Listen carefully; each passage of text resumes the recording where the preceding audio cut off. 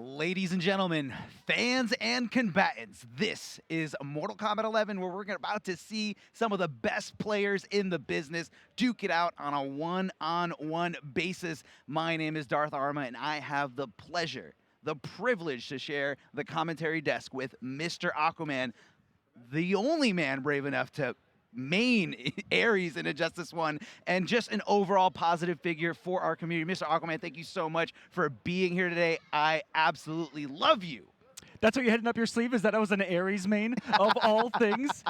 Welcome, everybody, to Mortal Kombat 11 Top 8 here at NEC. This has been built up to be, I think, and almost rightfully so, being the last premier stop on the tour with how much time has passed, the best Top 8 on the pro competition to date, with how much skill we saw from pools all the way through that Top 16, which was absolutely insane from start to finish, almost every match going to a final and third game. This has been built up to be one of the best top 8s I think that is going to happen for our community. So excited for this, and let's go ahead and break down what that is going to be. First up, we're going to have SonicFox versus Arn Kratos on the winner's side, and Combat versus Ninja Killa. Almost no surprises here, except for Arn Kratos coming all the way from Russia to make this Cinderella run on the winner's side, and boy, does he have a big matchup against SonicFox. On the loser's side, we're going to have Semiij versus Dragon, the only run back in this top 8 of these first matches. They met all the way back at the very first pro competition event at Combo Breaker in that top 8. Semiij surprisingly taking it. We'll go over a little more details about these matchups as they happen. And Splash versus Scar to round out our first round matches. Splash, another kind of surprise, but not really when you look at this is his second pro competition event, second top 8, right, Arma?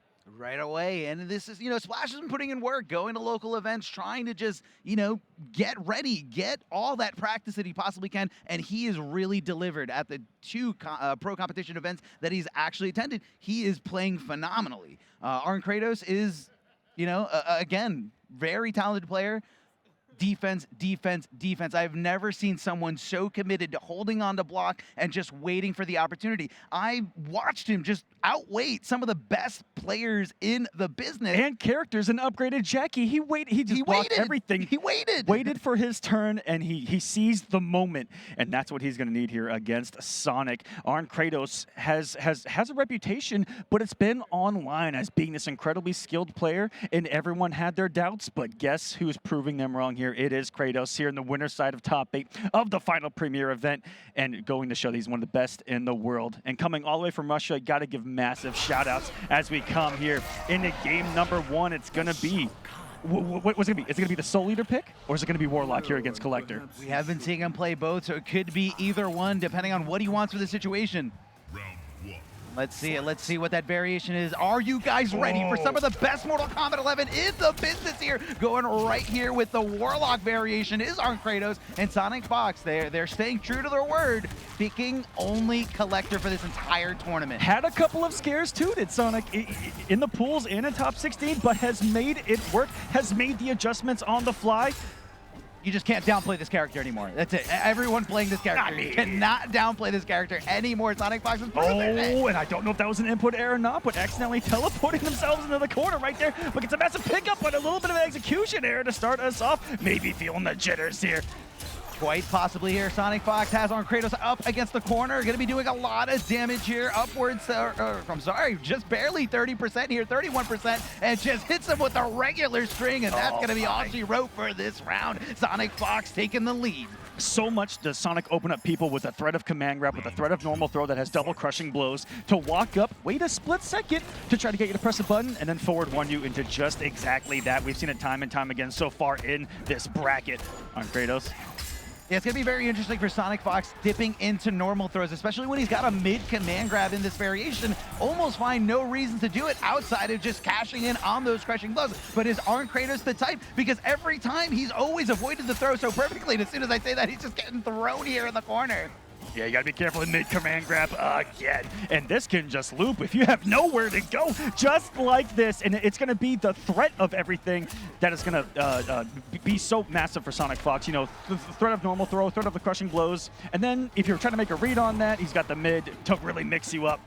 just so smart as Sonic in the approach of the tools that the character has. And I think that's why Sonic feels this character is so strong, because the character's always had the tools. It's just been utilization of it. Yeah, definitely utilization here, but we are seeing it here.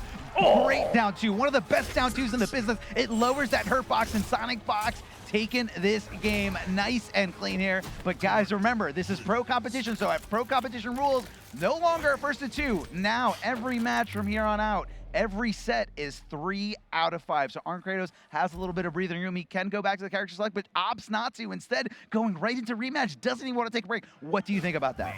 You know, I would have had a little bit of a breather with how Sonic came out. I think he's just going to say, you know what, just got to avoid a little bit more of, this, of those command grabs. And you have to be careful, Sonic playing at that 4 range, which not a lot of other characters can really contest. Those 4 staggers, 4 staggers, 4-4-3, letting it rip.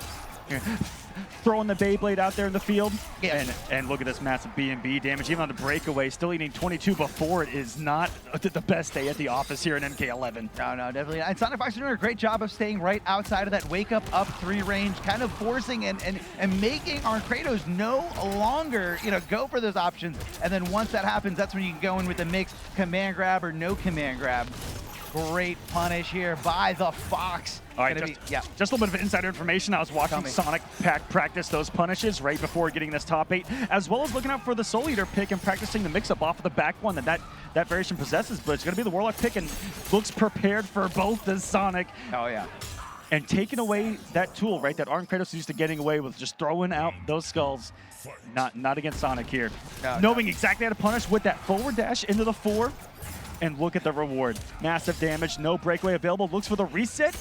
And that wasn't even a kick throw. He just blocked and then did it. Well, SonicFox right now showing us how powerful a standing reset can be, especially when you have access to command grab. But hold on, Arn Kratos getting the crushing blow. 30% full screen here. Now, SonicFox, they need to work their way in. Has to have the highest hit rate on crushing blows out of Shang Tsung I've ever seen out of anyone that has played the character to date. It's so quick to get that big boot to the face.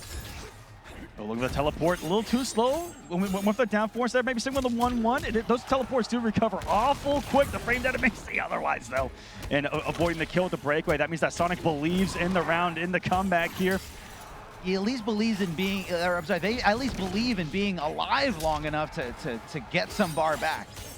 It could happen. It could happen. One opening, and this could happen. It could go into Vegas. Oh! Did you see back-to-back the down 1 of Shang whiffing? Yes, it did. Whiffed like nothing. That would have been the choice that I would have gotten in that situation, right? Just swing with a down 1. Try it. I mean, look, when they're so far down on health, down to nothing, it's a great option. Getting a little health back with that 12% throw. Big jump in kick, and it's going to lead into a lot of damage thanks to the corner positioning. Ending it here with the Soul Train, going for the throw, but SonicFox ready to poke back, ready to take the offense. Wake up 3. Because, Arn Kratos has the escape failed, Sonic's going to be scouting out another throw attempt, and just like that. Because, at that point, you're just playing the percentages. If you've got the crushing blow locked and loaded, odds are you're probably going to try to do it. What a teleport and a perfect punish here executed. Oh, but he drops the combo.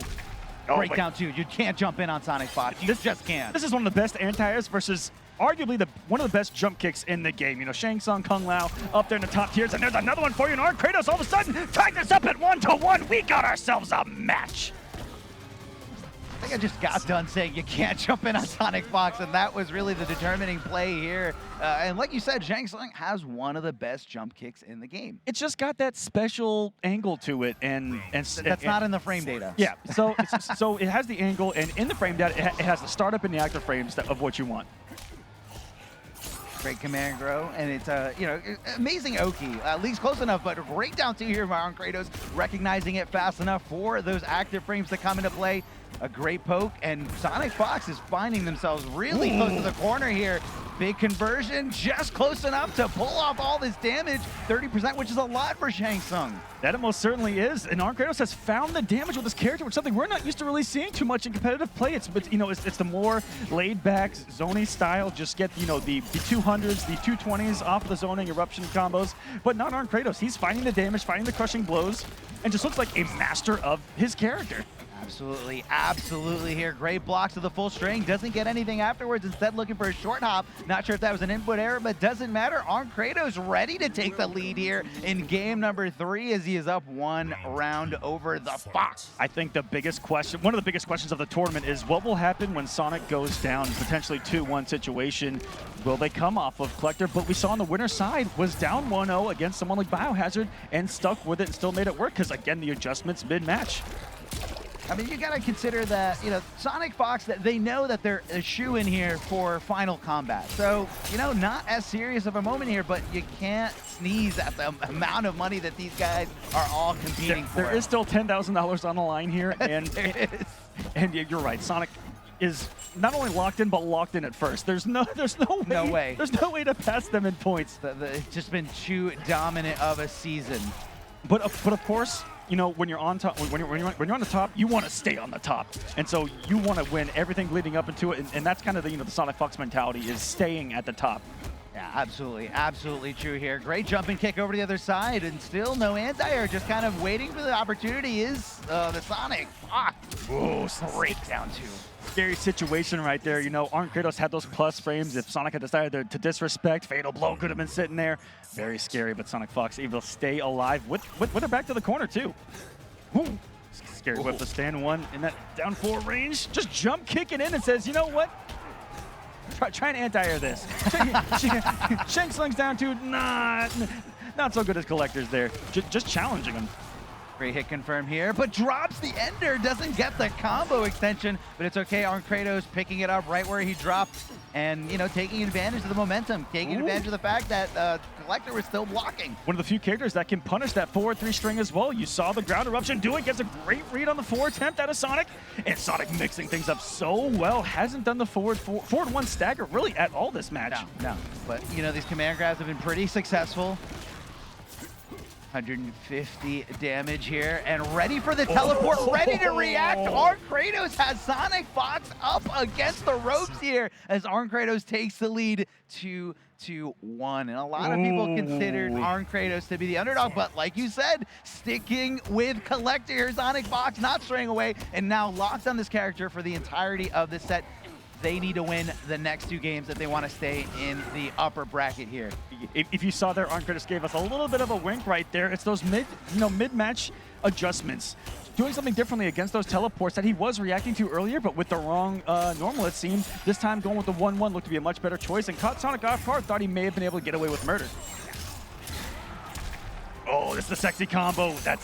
That is some. It's tough. It's a tough combo. If you guys don't believe me, try it in training room and then try to do it in a competitive setting with so much pressure on the line here. I remember yesterday Sonic dropping that twice in 1 game and still kept going for it. And you know what?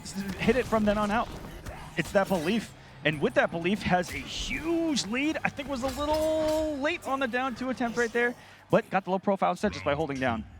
Because that's what happens when a lot of people do those early jump normals, try to get those active frames out there as quick as possible, is that they're going to be very high. And so you can't get a lot of low profiles on these jump attempts. Yeah, that definitely happens all the time here. I love how Arn Kratos is not committing or over-committing to the 3-hitting string, but recognizing that, you know, either SonicFox has blocked the first part of the string or that the string has whiffed, so he's not, you know, putting himself in any real danger. Arn Kratos is just playing like a maniac right now. By maniac, I mean just playing so well. So calculated, so patient. I mean, this is incredible, incredible MK11 gameplay right here. I've also seen Arn take something completely out of the game plan, which is back 3 mix-up. Was utilizing it all day yesterday and had to have thought that Sonic was going to do some preparation on it. Completely took it out and has a different approach and now puts himself on match point against SonicFox here in the pro competition just to start off our top 8. This is intense. This is down to the wire here. Getting the full punish is the Fox here. And that's the perfect time to command grab as soon as your opponent's on the ground. Now keep in mind, this command grab is mid. You're forced to jump against it. Gets the beautiful combo there. Great corner carry positioning here. Right front, but he decides to just jump on Wake Up. And SonicFox now finds themselves in a really bad spot, but still able to just mace out of there. Drops the combo. That's huge. Oh no, that was a massive jump. They could have got it, but a whiff of the throat of Arn Kratos, and Sonic is gonna tie us up at 2-2 out of nowhere, realizing the kind of the situation that they are in and just having to laugh it off, it seems. that the first down to crushing blow we saw in that set? Yes. I mean, that's something very common in this game because every character has access to it. But I that feel like the more that this game has developed competitively, the less we've seen those kind of day one, oh, well, it's going to happen. We've seen less and less of that, and You're right. These higher tactics, it feels like the more that we play this game and the more utilization of the other tools that these characters have and the game system itself has really shaped up MK11 well competitively. Yeah, at a high level, a lot of these players know that every single throw is a risk. Every single throw could mean a full combo or at least a down to crushing blow into a lot of damage or into, coming off of that breakaway, which a lot of people don't want to do that. They don't want to take the risk, so why would they? Or in Sonic's case, why take that risk when you just throw a mid grab that's unblockable and uncrouchable? I know you know all about those mid command grabs, Mr. Aquaman. It's a good life. That's a privilege. Oh, fatal blow. Now this should be enough here. I know this one doesn't really scale, especially after it connects after only 2 hits. I saw a lot of shields and able to survive his Arn. Do you believe in magic? You just woke up with it. Another match point for Arn Kratos. Stolen. Call the police. 911. I'd like to report a robbery. Absolutely robbed from right underneath there. He just knew. He knew that was the opportunity. And SonicFox, they just didn't think he was capable of doing such a move. That is the mix-up, Arma. Are they going to do it or not? We don't even know. You were just talking about how we don't see day 1, day 2 stuff, and that's day 1 as it gets. Wake up fatal blow, and it worked. Hey, it worked. Match point for Kratos. SonicFox also dwindling on health right now.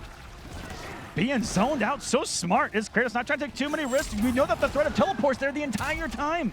Down 2 working perfectly, but SonicFox dropping the follow-up there. I'm not sure if it was actually possible. He did seem like he was high enough. What a conversion, straight skull to close out that. Right there, he's thinking about positioning. He wants Collector away, but Collector so mobile with the access to that teleport specific to this variation only. SonicFox looking at the threat of the throw and being able to open him up with the 1-2 right there and gets a perfect spacing on the 4-4. Cashes out on the breaker as well. The down 2 misses on the air there. So hard to beat it. Is that Shang Tsung kick? Now a chip territory. Is Sonic the Ghost of Losers, and Arn Kratos has done it! He did it. He did the unbelievable, knocking SonicFox into the lower bracket as this first round in this top 8. Absolutely incredible. Coming in here with, I think he came in here with a couple of pro competition points. All the way from Russia to guaranteed top 3, sending SonicFox to lose. Come on. How? Come on. How is this possible? Cinderella story here at Northeast Championships. Incredible. He's gone through so many great players. And again, it comes down to his willingness to just be patient, well calculated, and understand the risk. Didn't go for too many throws, just kind of waiting to whiff punish anything, waiting to get anything guaranteed. Although jumping with Shang Tsung, how risky is that? It is one of the best jump kicks in the game, so is it really risky? It's crazy how even he had Sonic condition there at the end to just hold the jump kick. Because, I think throughout the set, it was, okay, I've anti-aired like 3 times, but I've gotten kicked like 7 times. Maybe I should kind of calm down on that a little bit. So what's the math? And you notice in that last game, just Sonic holding those jump kicks, allowing Kratos to take his turn. And it was just control out of Kratos, I think, throughout that entire set. Masterfully played, if I'm being honest with you. Oh, yeah, no, it was. It was absolutely fantastic, but it's not going to be the end of SonicFox. SonicFox is still going to be in the lower bracket. This is a double elimination tournament, so just has to take on anyone else who's also found themselves in the lower bracket. But I think that we finally need to get into the nitty-gritty here. Let's go. Arma. Let's get into it. Let's get into it. And that is what is almost truly on the line in this top 8, and that is the points. Since this is the last spot to get points on the pro competition, that means that our 12 finalists through points are going to be set after this event. Now, there are quite a few in this top 8 where their fate is really in their own hands, and one of them is right before you guys, and it is going to be Noble Combat. We've done the math. We hope it's right. It's right, and the person who's most responsible for doing this math is Tweety, or AKA Jelly Jiggler. The Jelly Jiggler, who is sweating watching this top 8, hoping for the downfall of other players, but those players hoping for the rise here to get into what is going to be the top 12. So sitting outside of 12th is Semiij at 525 points. Combat just in at the 12th spot at 535 points coming into this top 8. And it's Jelly Jiggler at 645, who is sitting there. If Combat places second or above, guaranteed in and guaranteed over Jelly Jiggler. Yeah, keep in mind, guys, Final Combat, only 12 from the Pro Competition Tour get invited, qualify that way, and that's what you need. You need 12th place or higher in order to get to that Final Combat competition. Now, also on top of that, I was talking about, second or higher to pass Jelly, but only has to outplace Semiij in this top 8 in order to guarantee his spot in the Pro competition. Correct. For Semiij, needs to either outplace Combat, which is technically 4th or above, and just needs 4th or above to also pass Jelly Jiggler. Yes. So the magic numbers for Semiij is place 4th or higher. The magic number for Combat, place 2nd or higher. And for Jelly Jiggler, just praying they both don't do either of those. So in order for Combat to solidify his 2nd or higher placement, he needs to win this match and one of his next 2 matches, whether that's in winners finals or losers finals, if he even wins this first set. And this is a tough opponent here. Ninja Killa has been on an absolute tear and picking Liu Kang, I believe, for the first time this weekend. You may be right. You had to think about that for a second, right? I did. Was it Liu Kang versus Deadly Rebel? I'm not sure if it was a switch. I believe it was Johnny Cage against Deadly Rebel, but oh we're my gonna goodness, have to look you back may to be that. right, but I may be right. Either way, we're here, we're in the present. This is Combat versus Ninja Killa. Keep in mind, this is a race to 3, and Combat is looking absolutely incredible here. Oh my goodness, these two do play a lot, so they're going to be playing a lot of mind games between each other, and his Combat coming out swinging. So much more on the line for him as Ninja Killa is secured right now, locked in at 5th place. But with the victory here, could potentially pass Foxy for 4th. Even with a win, could try to get up there with Tekken Master for 3rd. He's only 200 points behind and could gain another about 200 points with a victory here. So anything is possible. The possibilities are endless. I love it. I love it. There we go, Combat sticking with the the throw mix, not putting him in the corner, but instead just trying to throw him back into the center screen. Either way, Gears has incredible Oki on either side of those throws, whether it's back or forward. Ninja Killa going with the reversal throw here right after the block stun. And, just kind of pushing Combat back, considering that, he wants, and that's what Ninja Killa is so good at. He's so good at taking a life lead and then analyzing the situation, minimizing the risk, and sometimes just switching back to zoning. But when Geras has that full screen option of that sand trap, can you really zone Geras? That's right. One mistake, the gap is closed, and you're guessing on wake up. And if he's got that crushing blow loaded up, you could possibly kiss that life lead goodbye. And Ninja Killa knows that. That's why he's not, completely distancing himself right now. He's just kind of trying to stay in that happy medium, trying to keep Combat guessing. Is he coming in? Is he going back? Going right into it, and not enough, but it's okay. Ninja Killa knew. All he had to do was wait, react to Combat getting up, because he had no defensive bars for the last breath, and he had no health remaining here after that breakaway. I'm gonna say, oh my goodness. It hurts. It absolutely hurts. Look at this damage. Ninja Killa dropped it. He dropped it, but with no breakaway on Combat, because the breakaway at the end of the last game may have been a mistake at that point. No, he knew. This is Ninja Killa. This is one of the best players in the world. He knew. Are the nerves finally getting to him here at the last stop? Or maybe he's got to shake the rust off the Liu Kang bicycle. But right now, I'm not seeing maximum Ninja Killa. I'm seeing maximum Combat. What a punish, too. Ready for the matchup. That's a little tricky of a punish. Gears has a little privilege having the forward, too. Some of us have to swing with eyes and hope we get it fast enough. And go for the old school mix-up. Not going to be enough. Ninja Killa going to force him off the defensive bar again.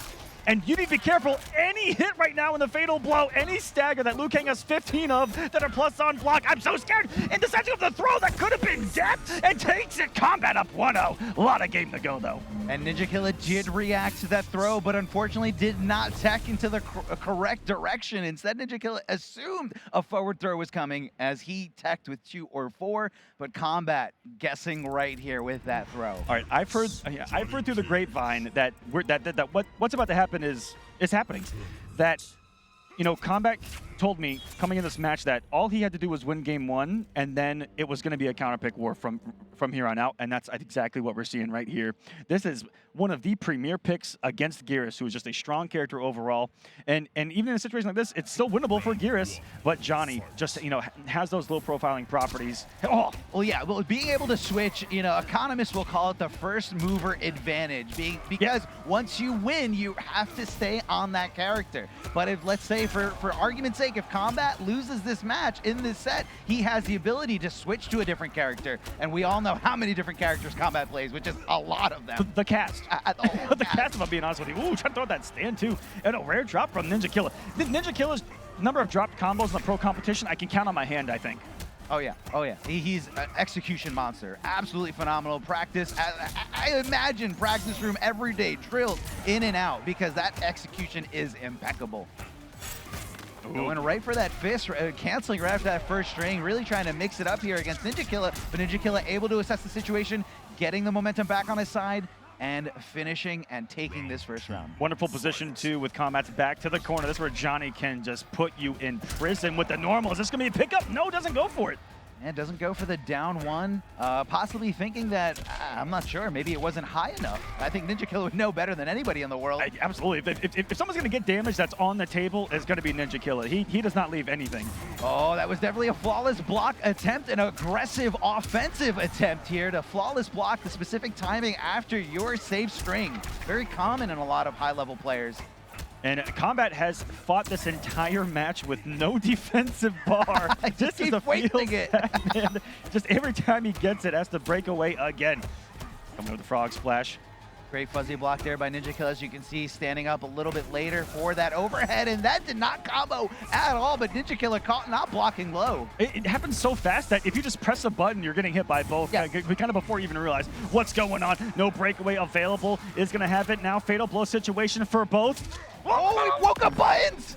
Dash cancel, jumping over to the other side, trying to take his turn back for a second time, but Kombat stopping it with that 6-frame down one. May have been an execution error on Ninja Killa's part, possibly going for a 2-1 fatal blow cancel to wake up with.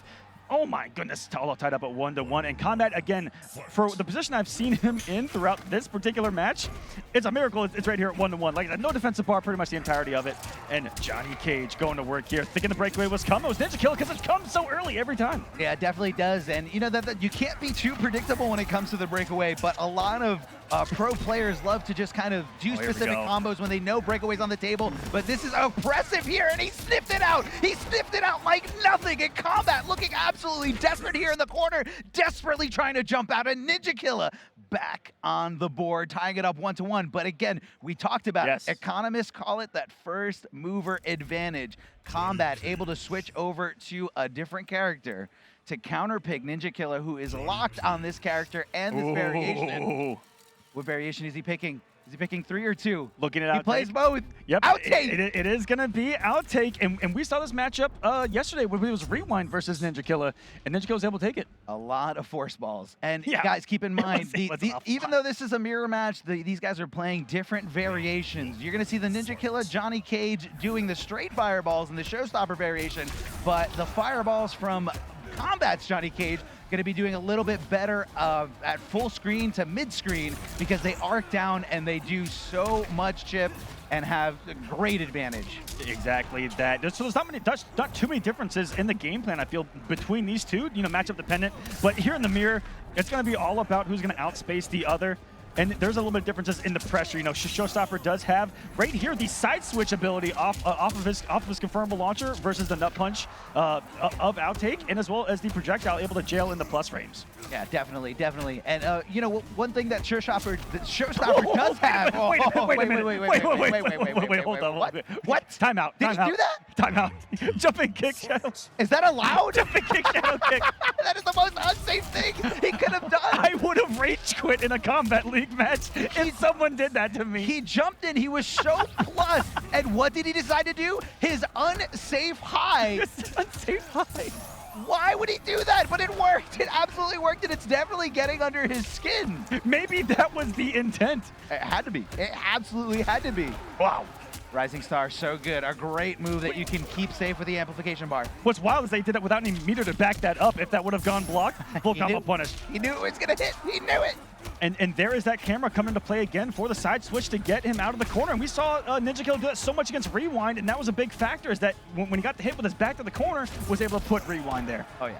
But look at this health lead for Kombat right now, keeping it safe with the upper. Wait a minute. It hurts. It hurts. Glasses for the crushing blow. Gonna keep him. And what Showstopper has access to is unbreakable damage. It was enough. Oh! It was enough. He kept his feet. He killed him while he was standing there. He killed him while he was standing. 480. Here you go. Unbreakable. I'll see you in the next round, but he's not going to have it here. Well, he is still going to have fatal blow cancels if he does tap down to below 30%. Oh my goodness, you are right. Yes, he didn't use it. He doesn't come off of it. Wait a minute. I'm just remembering. Yes. It's all coming back to me.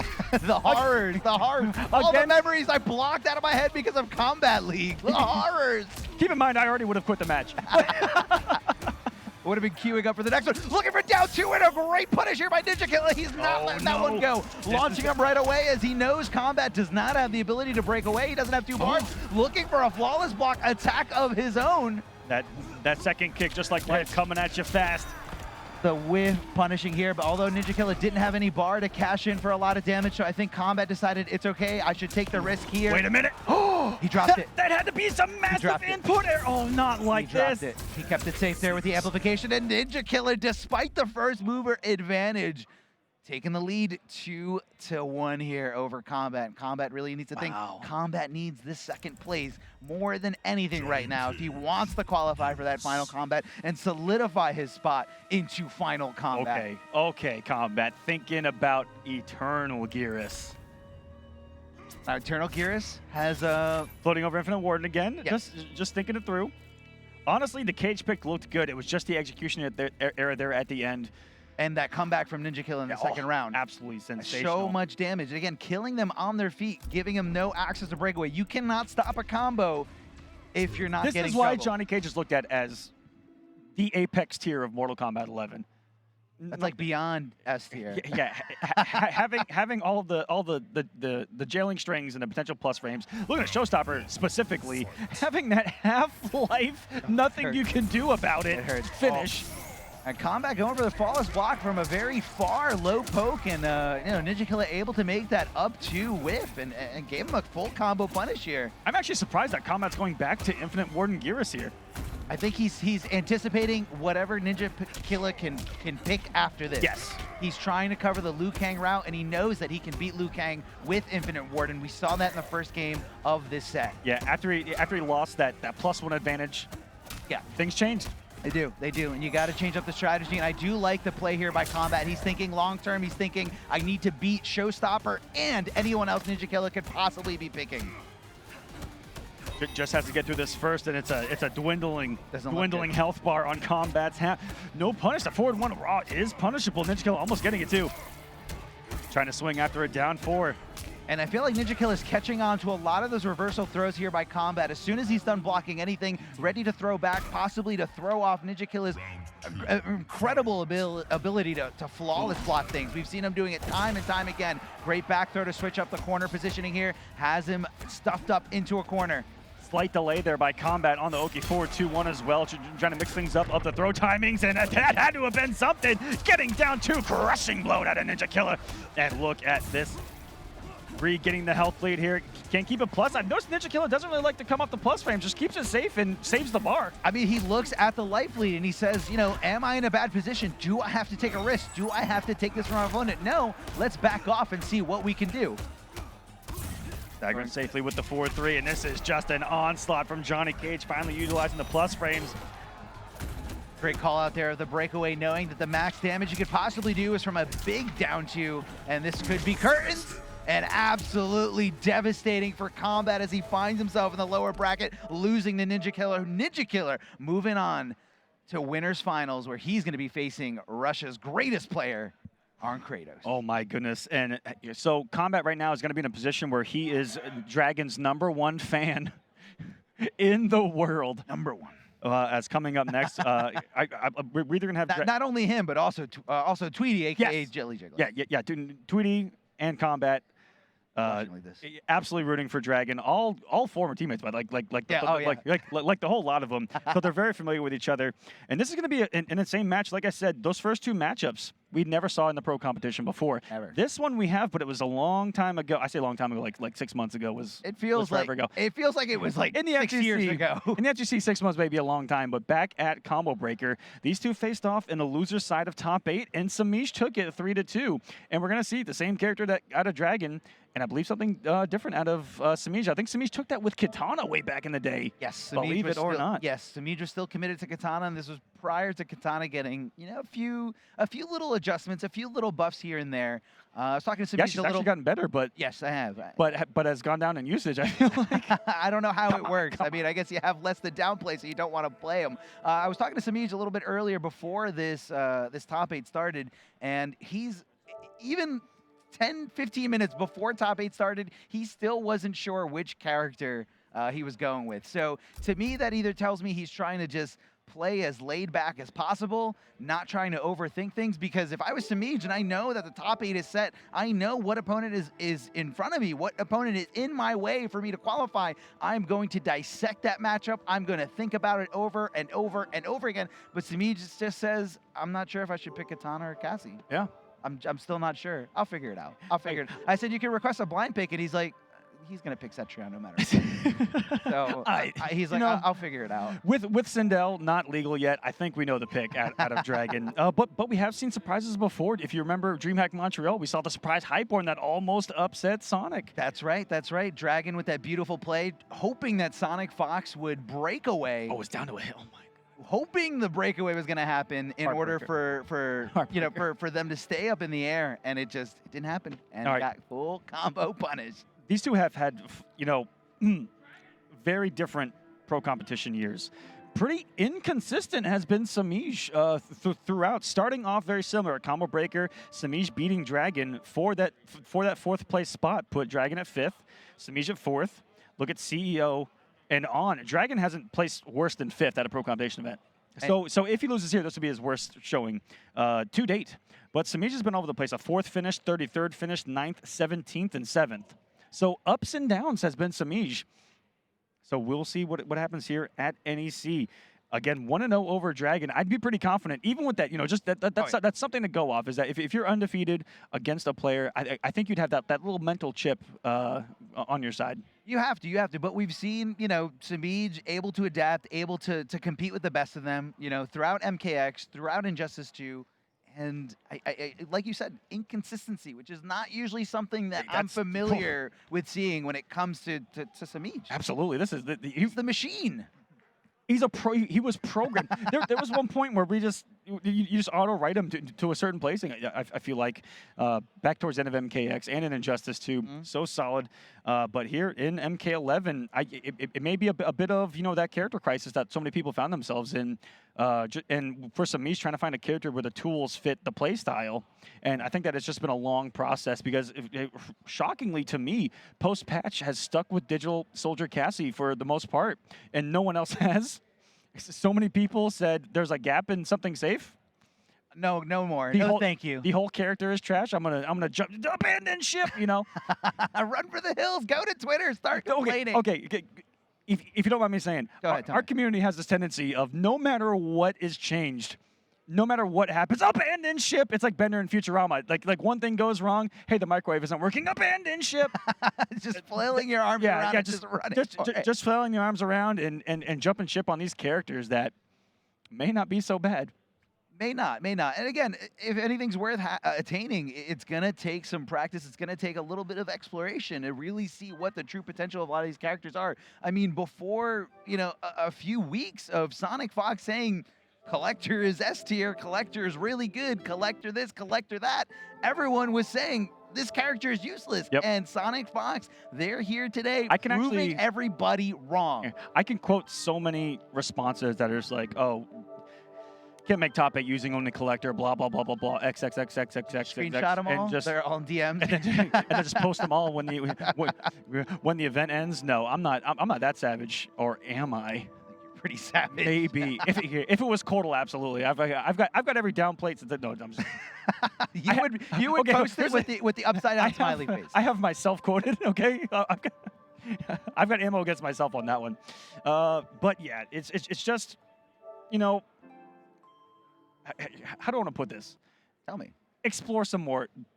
Continue to learn. Don't just give up on something because you're getting bodied. Yeah. You know, look a little more inward rather than outward for your frustration. And I know because I've gone through this, and I think all of us have gone through this. Sure. I mean, as a competitive player, you know, in anything, whenever you have a goal, if you run to, if you run to like a closed road, you don't just say, all right, I'm going home. See you later. You find a detour. You find a way around. You explore. You figure it out.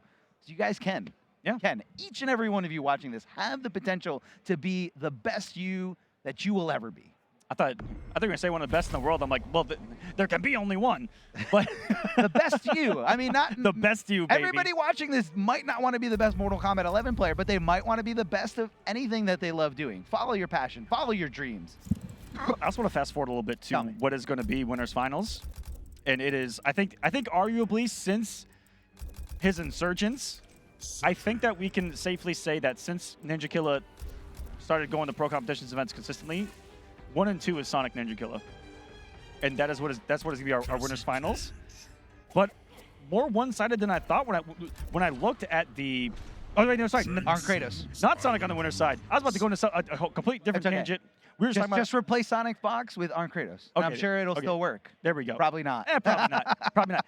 Because they've never played before. Never. I have a whole history of Sonic and Ninja written down. We may see that matchup later, though. We could. But I don't. How is Arn Kratos so unbelievably good, finding himself in this Winners Finals with most of the experience? You know, talking to so many people about Arn Kratos, most of the experience coming online.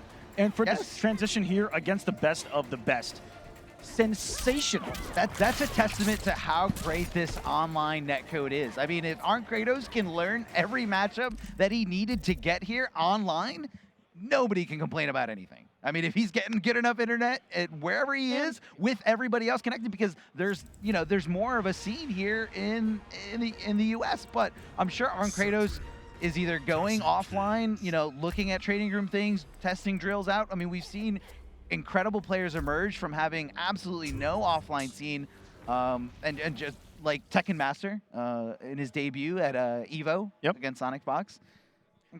Incredible. The thing is that Arn Kratos hasn't had, the best results either. Like, there was an online EU event, got 9th. There was another online EU event, got 2nd. Wait, you're shitting, sister? And I don't know if he went there, but he was signed up for like Celtic Throwdown BGS, but I think got DQ'd. I think BGS he got there too late, so he wasn't able to compete. Yeah. So I think he was physically there, but wasn't able to compete. Very unfortunate, but even online, like I said, to come here and be in Winners Finals from those placings is such a surprise, and it's a fresher breath air. All right, and it looks like Semiij is going to be going with Cassie Cage, specifically the Yas Queen variation. This was a highly viewed and talked about matchup back at CEO when Sonic and Dragon ran this 3 sets. Yes, and I believe that was SonicFox resetting the bracket in Grand Finals and taking victory away from the clutches of Dragon. Yeah, that was Apex Dragon to me. The best I've ever seen him play in this game. Just making so many right reads, but had to overcome the matchup 3 times, and it just wasn't enough by the end of it. The download had been complete, and we'll see what Semiij can bring to the table. Well, right now I saw a huge drop combo that he's bringing to the table, but not letting it affect him. Never mind, he just got jump kicked in the face for trying to go for a low shot. Semiij possibly questioning this Cassie Cage pick, maybe wanting to discover a few options that Katana might be able to provide. Getting the shoulder tackle, which is really going to be key here when closing the gap between Cetrion, past all her zoning, past all that mobility, and just wanting to get in, wanting to do the damage. And speaking of damage, here we go. Left in a restand position, but not sure why down 1. Dragon's not really the type to jump out in those very plus frame situations. Teleporting to get out of there, using one bar and get it right past that boulder. We talked about Semiij the machine. Don't test the reactions. Semiij the machine. It just rolls off so perfectly here. Crushing blow. Going to be tapping into 270 damage. Dragon down to a pixel. He does have 2 bars left, so last breath could come into play, but it didn't matter. That was a clean hit. Did not block. And Semiij tying up the rounds here in game number 1. What's also so scary about those gunshots is that they're 2 hits, so it could take both last breaths off, even on a single block. It could. But reactions again to the boulder. Put that down, says Semiij in the first health lead of the set. But what a roll on a Dragon. The offensive roll, the forward roll, and getting the 2-1-2, forcing the breakaway. Still getting some good damage off of that, too. Oh, going for the 1-1-1 string, going right into the orb, amplifying it for extended combo. And Semiij looking great, but hold on, getting pushed back, and this is gonna hurt. This is the type of play that gets under your skin. Great back throw here from Dragon, mixing it up just a little bit, tossing the boulder, doesn't get shouldered in on or tackled in, as Semiij has been doing this whole game. So he's got to think twice about chucking those boulders, because Semiij has some of the best reactions in the business, but going for a geyser right here, up in the corner, no, doesn't get the ender. Safe off of that 1-1-2, and another aggressive read. Dragon has made some savage jumps, and ever since CEO, that has been the Dragon that I've known. There's a more aggressive reads, and the jump, he's just not afraid to jump whatsoever on Wake Up. Can we talk about what's going on right now? In minus frames and plus frames? That is Tweety coaching Dragon, trying to ensure his spot for Final Combat. He says, please, Dragon, please beat him. It goes, hey, keep winning. Hey, you know what you did that last game? Keep doing it. Don't change. Don't change a thing. He's not going to adapt. He's not Semiij the Machine. He absolutely is. But Tweety possibly pointing out a few things that Dragon might have not noticed in the heat of the moment, and that's why coaching is such a, it's such an underrated tool. A lot of people, they feel like, oh, it's just one-on-one. But if you have someone looking in from the outside, they can see things that you're not noticing. A lot less pressure on them. We see it in one-on-one type of sports like tennis, where coaching mid play is not allowed. Same thing here in fighting games. That's actually, I think, the most attributed sport that, the sport that you can attribute most to fighting games is why tennis. I brought up tennis. Exactly. it is 1v1. It is open bracket. Well, you kind of have to qualify for that, but anyways, it is a bracket. And just like that, one-on-one coaching is allowed. You have the breaks in between the matches. It doesn't go a whole week long, but hey, we're here fighting over an entire weekend. I did see towards the end of that match, Semiij threw out a couple of back ones that had no follow-up and got multiple stray hits that could have led to so much, and it was the lack of belief, I think, on that. That really cost him that in that third round, because there was a lot of damage there off of that back one sitting there waiting for him. And it's going to be the same matchup, too, out of Semiij, who definitely sat back and thought, well, let's false block 3 boulders and a Helldraft in a row to work his way in, and look at the reward of that. It's an incredible reward. Not only do you take a lot less chip, but you also have a lot less pushback from the boulder, so it makes it a much less valuable asset if you are able to flawless block those, as well as Semiij has been showing great back throw here from Dragon as soon as he was done blocking the entire string and just kind of meeting Semiij there with buttons. Semiij possibly trying to jump out. Gonna convert into a side switch combo. Not sure if that was on purpose. Oh, yeah. Maybe. I don't know. He wants the corner because he doesn't want Centurion to just teleport away whenever she wants. A huge whiff of the up 3. I'm surprised Semiij didn't sniff that out. Have you ever seen Dragon wake up up 3, up 2, anything? He doesn't wake up with anything that isn't either 1-1, block, or up. No, Dragon likes to save those resources because he said, I'd rather depend on my reaction. She also has some pretty small hitboxes on those wake ups. Oh yeah. They definitely have their issues. And this has been all Semiij, and this is really beautiful whip punish, by the way. I'm going to interrupt myself on that one. Tell me. This has stemmed from that aggressive approach by Semiij to just flawless block everything on the way and close the gap without taking much on block there. I mean, yeah, that's the strategy, and it's definitely what we're seeing here. Flawless block to walk away from the second hit of that geyser, getting the tackle. Semiij closing the gap here, trying to stay on top of Dragon, going for a regular forward throw, and Dragon holding onto the block button, didn't even give it a tech attempt at all. Semiij on the offense once again and giving up, but ready for the savage jump. How many times has Dragon jumped in those neutral positions? And off those jump kick is another one. A nice swing of the 1-1 staggered into another one for Dragon. There's no breakaway here. Gonna keep him restood. This I don't think is gonna kill. It's so close. Oh, it just perfectly did. It was so perfect. It was so perfect. That was the difference between something getting flawless blocked or something not getting flawless blocked. It could have possibly been a little bit of an extension here for Semiij, but so hard to make those 1 pixel comebacks against Centurion. That was ridiculous. Just felt that, Semiij was in back 1 range. I'm ready for you and have something active there. And there is nothing more better to throw out with Centurion than 1-1, pretty much anywhere. So it's a great fast high that goes right into the mid afterwards. It just always contesting you, always, just keeping you locked down. Safe, and safe without a gap. Why not? That is 1-1-2 from Cetrion. Why not? Why not? Toss it. You know, a lot of people when they're fighting against Cetrion, they're more willing to go for those blind down twos because they know that they can interrupt it, but you can't react to that one whiffing because of that mid coming at you so fast afterwards. Maybe a little shenanigans coming out of Dragon there with the teleport into the low. Even healthier in game number 2, getting an odd trade on the sweep. It looked like coming out of Semiij. More staggers, but called out this time by Semiij, and without any break, no chance to break away. Dragon going down and tying us up at 1-1. So much is on the line in this match. So much is on the line when it comes to final combat. I mean, not only are these two competitors sweating, Semiij is sweating because he wants to get into final combat, but we're sweating here. But Tweety, aka Jelly Jiggler, on the side, just hoping Semiij does not move forward, because if Dragon wins this set, Tweety is locked in for the finals. You also have Combat on the other side of the loser's bracket. But all Tweety needs is one of them to fail. That's right. One of them. Combat, who only secures by outplacing Semiij. That's it. That's it. If he wants to pass Jelly, that's another story. Yeah. All he has to do is outplay Semiij here. Throwing up that wall, big jump in here from Cassie Cage, connecting the shoulder tackle. Oh, it hurts, the crushing blow for so much damage. I actually didn't know it did that much, 328. It's a lot. That's bigger than any combo I think Cassie's gonna put on the screen. Hey, she's got great options. She doesn't need lots of combos. Gonna leave him in a standing position here. Going for the throw. A great late throw escape here from Semiij, knowing exactly which way Dragon was anticipating to throw him. Are we seeing Semiij.exe? Are we seeing the download complete? Drops the side switch combo. If you instant jump one forward, it can hit behind the hitbox and get the side switch. A little bit of execution there out of Dragon. Yeah, I can definitely see that. Oh. Hey, connects it. That's one of the best strings that Cassie has. I mean, leaving her pretty much at 0 if she just does the first hit, and not so bad if she continues it with the throw. This has been a great battle of anticipation of advancements in normals out of both of these guys. They've always had something active there. If they think that they're going to press a certain button, you know, being the quicker on the draw. You think back one's coming, get the 1-1. And same thing with Semiij here. With I think back 2 or forward 1. I don't remember what that little fist into the explosion is. I don't know.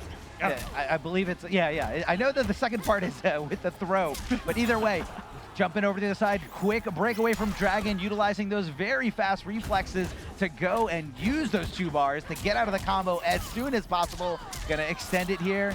237 damage, a little bit closer to the corner, and Dragon looking for a throw, and Semiij says, no, hold these fists, hold this auto shimmy string, 1-1-1. And look at the domination there I talked about. Is the download starting? This is the program, the machine.exe, Semiij.exe. He's a program. He just downloads his opponent and moves along. It was still uploading, Nothing in that to see first here. game. We were getting some, he was getting some spotty connections because of the weather here in Lancaster. It's snowing. It is snowing here. It is. So everyone, stay warm. Stay warm. It's beginning to look a lot like Christmas. It is, little by little. I have no idea what snow looks like. It's a okay, Texas boy. It's an enigma to me now. Don't lie. You were born in New Hampshire. Shout outs to New Hampshire. Shout outs to New England, the safest place on earth. Wonderful punish on the shoulder. This is also a mental counter pick because Dragon has openly detested this matchup since the beginning of the game, I think. Oh yeah. Gonna end the combo here with the geyser, and Dragon opting to just kind of go full screen, try to use that, but reversal punish just like that. And that's why Semiij is sticking with this variation. Gonna be popping him up for a big combo, down 2, not even gonna risk the breakaway. Semiij holding on to those 2 bars as he's looking for the long game. He's not looking for the short-term solution here because it wouldn't have done him any good. Yeah, this is not a character that's gonna have that in that situation 2-hit comeback, 700 damage. No, Cassie really has to chip away at you, work with the health lead, or hope for something crazy. Yeah. You know, doesn't have that reactionary fatal blow like others. Just shooting him right in the legs, just backing off. Look at the spacing, absolutely immaculate here by Semiij, locking down his opponent, knowing he's holding on to block, knowing he's susceptible to throws, and he went for it again, and Dragon just threw all caution to the wind, jumping in with that big jump kick, and Semiij right back at you! Says Semiij here in the beatdown, and called out the backdash as well, and now match point for Semiij. That is one of my favorite things in fighting games, when someone does something to you so savage, and your response is, I'm gonna do it right back at you. Incredible play from these 2 Titans here, but only one of them can move on, and the other one's gonna get eliminated, and the guts getting scrambled here. 27% for that counter hit, crushing blow. Oh, trying to punish the wall on block. Dragon has thrown a lot of non-amplified versions of that. Not ready for the amplification. Staggering just a 4-2. Yeah, great little mid there, just kind of stopping Semiij, possibly looking for a throw. We haven't seen down 2 crushing blow really take a big factor in any of these matchups. But again, you don't see that too often at the highest level of gameplay. I mean, how many attempts at what we thought was maybe reading a throw that have gotten blown up, and I think that's it. Because it's the safer route. It's the safer route to attempt to try to blow up the throw. Way safer. The throw is a lot easier to connect on someone if they're so willing to block. So it's just like kind of like, again, the strike throw game. Ooh, you're testing Semiij's reactions right there. Scary stuff, and Dragon needs to be careful because the Yes Queen has unbreakable damage out the wazoo. One more hit could potentially do it here for both, as Dragon also has Fatal Blow locked and loaded. He does, yes he does indeed. The down 4 taking advantage of the hit stun, and Semiij cleaning this out, knowing Dragon was holding on the block. If Dragon just didn't, if he just threw all costs in the wind and jumped, he would have been able to escape that throw. But Semiij locking it down and moving on so far. He needs to win one more. Yes, he does. He needs to win one more. If Semiij loses his next match in this tournament, he is getting 5th place, and that is not enough to secure himself into final combat. He needs to win one more. Who's his opponent? Well, here's the thing. Who's his opponent? If Combat loses his next match, if Semiij and Combat tie, Semiij gets in. Semiij gets in. Yes. So Combat needs to win one more to truly secure himself. He has to outplay Semiij. That's right, because Combat is the one coming in from the bottom. Yeah, that's right. But from the top. But he's starting in the winners, which is why he just needs to make this. He needs to make this tournament his. So Semiij, I believe, guarantees himself in no matter what if he gets 4th. That is his magic number. So if Semiij gets one more win no matter what he's in, then it's between Jelly Jiggler and Combat. And Jelly Jiggler, who has no way to control the situation, and that's why it's so stressful. He's just on the you see him at the side coaching Dragon, like hoping, please beat him, just beat him, please, just come on, you've done it before. Just put extra pressure on him for no reason right there. And also big about that match, Dragon's worst placement on the pro competition. Definitely his worst placement. You're right, but he did make all the top 8s. But at Final Combat, may not see Cetrion. That's right. He's been a Sindel stan for a very long time. Or since her, he hasn't played anyone else. Reveal on Twitter.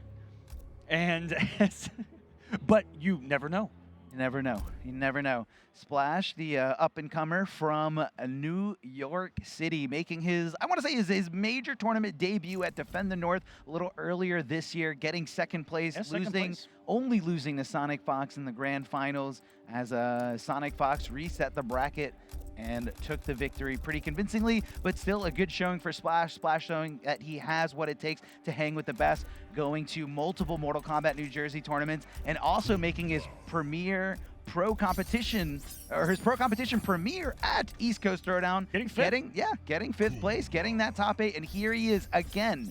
Right now, so far, is guaranteed 7th place, but that's not enough for him.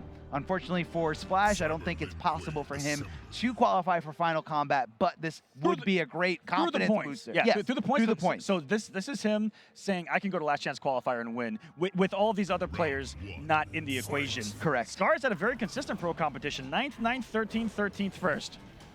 I mean, that 1st is a little bit of the outlier, but Scar absolutely deserved it. He played so well at Combo Breaker, and defeating none other than SonicFox, who a lot of people have said that they are the best player who ever picked up the sticks.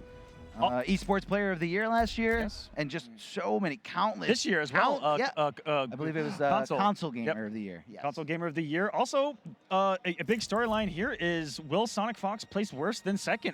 Which they have not throughout the entire pro competition. 2nd or 1st. Oh my God. Every pro competition event. Every grand finals. Every grand final. That is incredible. That is consistency.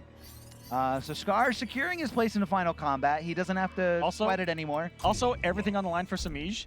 The opponent happens to be SonicFox. Ooh, oh man, that is a tall order for Semiij, and SonicFox did not. They did not anticipate to find themselves in the lower bracket that soon. I think that everyone, when you look at predictions, would have predicted potentially Arn Kratos versus Semiij in this position. And I love that we saw that monumental upset that just changed everything about this bracket. Yes, it did. It did absolutely change everything. And looks like we're having a Lotus Fist Kung Lao mirror here. I hope we have the sides correct because both these players have been playing Lotus Fist. We will have no idea the entire time. Purple Kung Lao, white Kung Lao. Now let's assume the names are right. Scar, not off to a great start, but does get it. No, wait, why did that work? He blocked the forward four and Splash was ready to take his turn back. But you know what? When you're in the mirror match, there's nothing you can usually present that your opponent doesn't already know about. I love the side switch. I love the extension thanks to the whiff dive kick. And look at the execution here from Splash. Ducking right under the throw. Almost going things out and had the hit stun and took it in there anywhere right there. That was just knowledge out of Splash right there and implemented. Yeah, and you got to like both of these guys' confidence to play the mirror because no one wants to, it seems, in our community, in fighting games in general. Fighting games in general, yeah, a lot of people don't like it. It's a very uncomfortable spot, but it is one of the many matchups that everyone needs to know. Oh, great breakaway timing there. Very aggressive from Scar. And Splash trying to do a little something himself here, but unfortunately Scar did not commit at the wrong time. Yeah, no belief on the jump in, but able to pick up here. Big damage, keeping him corner two, cashing on everything for 330. What's for breakfast here? Just a simple meaty keeping it safe on the stagger. I love that late dive kick there from Scar, trying to get as much advantage on the knockdown as possible, especially considering that he's got the corner positioning, and this should be all he wrote. This is it. And he knows, look at that. That is pure, perfect meter management there from Splash. Not only was he able to jump in, confirm the combo, but also keep track of the fact that Scar had no access to breakaway. So he said, let me keep it nice and swaggy. Keep the combo going. Also, I think he could have killed if he just had confirmed into the fatal blow to begin with. But to have the execution and how many matches we've seen people lose because of execution errors when everything is on the line, when all you do is land the combo, when the pressure is on, not here for Splash. Splash is the guy coming in with nothing to lose or gain besides the $10,000 that's on the line here. There's a lot of money on the line, but also Splash, he wants to test himself. That's not a small amount. He wants to test himself. Yeah. He wants to say, can I hit He's this a competitor. combo? He's a competitor, Arma. He's here. He's here to compete. He is here to play. So you definitely know that Splash is going to be at the last chance qualifier. But right now, let's focus on today. He's trying to get a good chunk of that big prize money that's on the line today. What a start to was it the mirror rematch, or did Scar potentially go with Z-Hat? Nope, it's the Lotus Fist mirror all the way through, and this is also who I know Scar to play with Kung Lao as well. Yeah, recently. Yeah, I don't see Scar going to any other variation, and I know Splash plays a little bit with the Z-Hat variation, but only for specific matchups, usually only when he's desperate. Great little dive kick at the end to keep the momentum going. Great move by Scar. Oh, I don't know why that didn't go into anything else. Possibly just a preemptive stagger. Back to back on the jump-ins, only committing, what was that, 2 of the 2-1 or the 1 of the 1-2? Either way, just throw the string, looks to confirm something. The side switch, what a pick up by Splash. I heard that down 2 wasn't good. Good. We've seen it work all weekend. You just got to know how to use it if you don't think it's good. A great down 3 here by Scar, not trying to, by Splash, not trying to commit to anything, but he goes for the throw. What just happened here? He dropped the combo and he just threw out another button and then confirmed that in the fatal blow. Splash is playing out of this world. Incredible fashion here. That could have been the biggest mistake, and then into like the most triumphant moment, back to back for Splash there to keep the momentum here against Scar. Ducking right into the throw. Splash playing out of his mind so well here. Great conversion from the jump kick. Not the easiest thing to do. You gotta practice those combos. You gotta practice those conversions. And Splash is showing just how heavy of an execution monster he is with Kung Lao. Jumping in, a big jump-in kick. You really can't stop Kung Lao from jumping in, but hold on. Scar being patient, waiting for the spin, recognizing the whiff, and punishing, but unfortunately doesn't get the end of the combo, so Splash still has access to his breakaways. He does have 2 bars, never mind. He went into it. I fixed him. Commentator's curse. I thought he had the 2 bars. Uses it right away. It goes for a full combo ride. It's Enter the Matrix. He put that back move right through the orbiting hat as it was coming around the backside of Kung Lao, right in between it. But it's Splash with the pressure on the corner. Throw the too early, but Scar would punished it, but only did the throw back. He didn't commit. He didn't commit. We could have saw it down to the orbiting half. There are no blitzing. Oh my goodness, jumped in between it again. How many times is he going to interrupt orbiting half? I don't even know what's going on. They were going everywhere. Nobody knew whose orbiting hat was, and then they just like kind of collided as soon as he jumped in, and it just went back to the normal. Are we in the 90s? neutral. Are we watching Twister? I don't know what's going on right now, man. What just happened? What portal did I just go through? But Splash off to a great start here. 2-0 over Scar. But again, Scar kind of playing with a little bit more of a laid-back composure. He's already qualified for Final Combat. But, I mean, hey, you got to pay the bills, you know? He could also play for positioning, too. He's in a position where every win he gets, he'll jump up a couple of spots. That's true. That is very, very true. Scar gets a great placement today. He can solidify himself in a great seeding spot for Final Combat. But let's focus on NEC right now, as these guys are competing for so much. Up 3 from Kung Lao, one of the best ones that does have an aerial hitbox to stop those jump-ins. I think it's one of the best up 3s in this game. The Scar textbook conversion here, holding on to that momentum. I have seen a lot of drops out of both of these gentlemen, but Scar in particular, you know, the lack of belief on him on jump-ins, but also mid-combos. He's dropped a lot of combos, and that is not something I'm used to seeing out of Scar. And one of them right there, but luckily just threw out a stand forward and caught Splash W trying to jump out of the corner and versus position right there. But unlike him to me. Yeah, no, I definitely agree. Not like the Scar that we're used to seeing. As crisp as we're used to seeing. Yes, yeah, yes. exactly. You're usually seeing a crispy Scar. There we go. We're seeing it now. We're seeing it now. He's tapping into it. Hold on. Woo! Super Beast Mode is Splash again. Impeccable. Oh, if you notice, Splash dropped that last combo, looking to pick that up with I believe it was a stand 4, or sorry, forward 4, or another one too. But he just did down one right there. I think he went for the easier to pick up combo right there, and very smart stuff as the last one to drop, and puts himself on match point for Scar here. Can he potentially match, at minimum, match his placing at the last Pro Competition event with a win here? Great down poke, and then a down 3 on hit, but just jumping out, just throwing all caution to the wind is Splash. Woo! Getting the conversion and utilizing all that bar. Look, he's got nothing left. Absolutely nothing left. I thought it was useless, Arm. I thought the 4 bars a meter was too much, and there we go, Splash. 3-0 over Scar. He is sending a statement. Only has traveled to 2 Pro Competition events. Back-to-back, minimum 5th place. Doing it. He is doing it. He is showing everyone he is here to play, and definitely going to be a tough contender for the rest of this top 8. I believe he's going to be meeting not SonicFox, but Combat, who lost his first match in Winners. And Combat is an opponent that he is very familiar with. I would probably say that they are training buddies, friends, not on the same team, but share a lot of tech and are very comfortable with just playing together and trying to develop as players.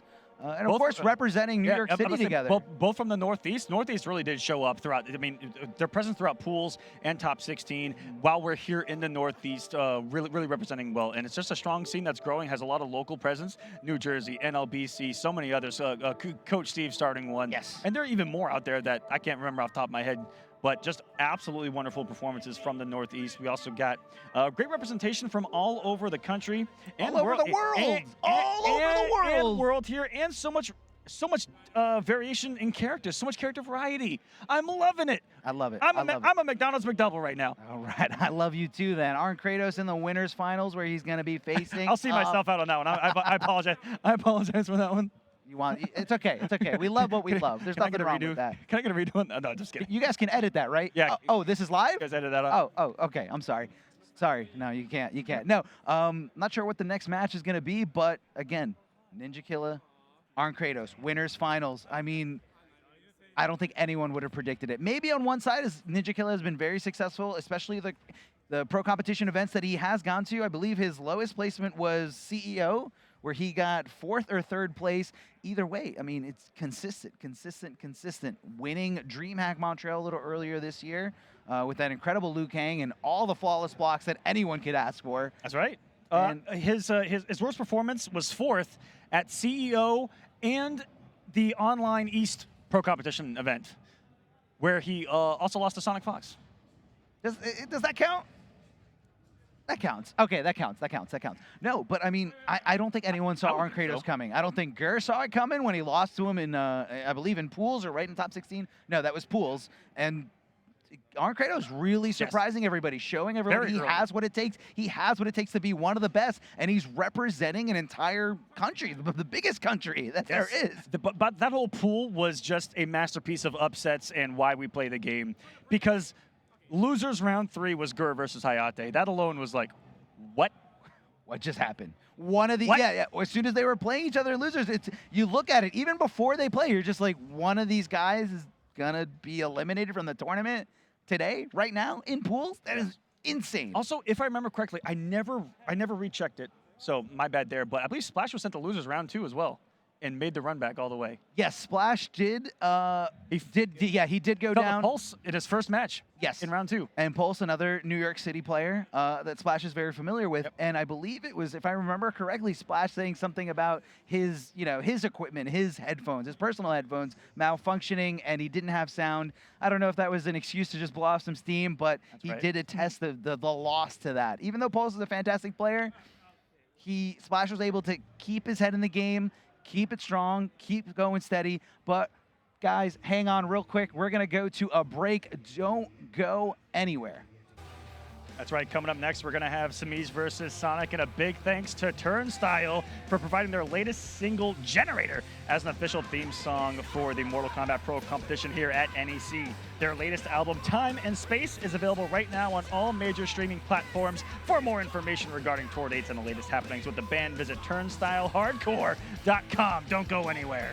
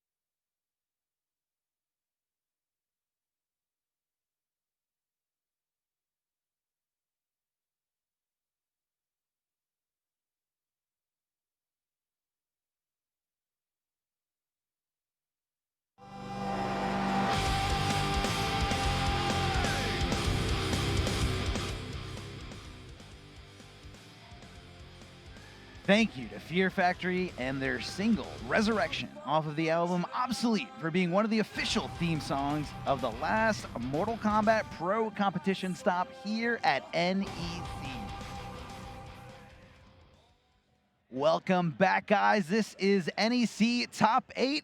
We're a little bit less than halfway through. 2 players already eliminated from this top 8, and that is Scar and Dragon, but we still have 6 other top-tier competitors here ready to duke it out for that money, for that glory, and of course for those pro competition points. That is right. Gotta go move on to that final combat, but let's focus on today. Today, the dark horse of the tournament, Arn Kratos, coming all the way from Mother Russia, defeating opponent after opponent and defeating one of the most dominant players. Close set after close set. Every nail biter, every single set was a nail biter, defeating SonicFox in the first round here in the top 8 and able to secure his place in the winners finals, where he is guaranteed 3rd place if he loses his next 2 matches. But we're going to be focusing here. And this is a very interesting... Oh, no. What happened? Sonic is here. Oh! What is this? This is Rose Ball. Remember Rose Ball in Street Fighter 4? This is Rose Ball. I remember doing that with Nightwolf back at MK9 for like 30, 45 seconds straight. Having some fun up there. Oh, yeah. And you love to see it with these competitors. Longtime friends, longtime adversaries, also having fun. It's awesome to see. Well, it's going to be Cassie versus Collector. SonicFox versus Semiij here. Loser going out at 5th. So much on the line. Well, if you do love to see everyone having a good time, but if you are one player in particular, and that is Jelly Jiggler, a.k.a. Tweety, you don't want to see SonicFox all smiles up there when Tweety knows that SonicFox is responsible for securing Tweety's spot here in Final Combat. If Semiij wins, he's in. I'm here to He's in. fight, not He's in. model. Parts of you are valuable. Round 1, fight. nothing but Collector from Sonic. The proclamation heard around the world. Around the Twitterverse, everyone saying no, Collector is still bad. Collector is not the character that you think he is, but SonicFox proving everybody wrong right now. Great lead here against Semiij.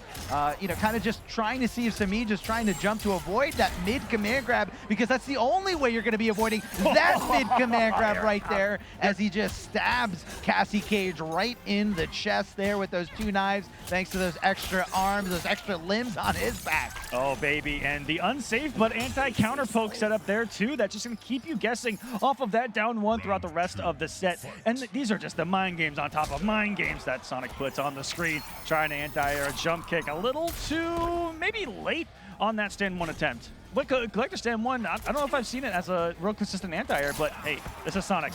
Yes, it is Sonic, and a great teleport confirmation here. Gonna be going to a little side switch thanks to 1 amplification of a bar.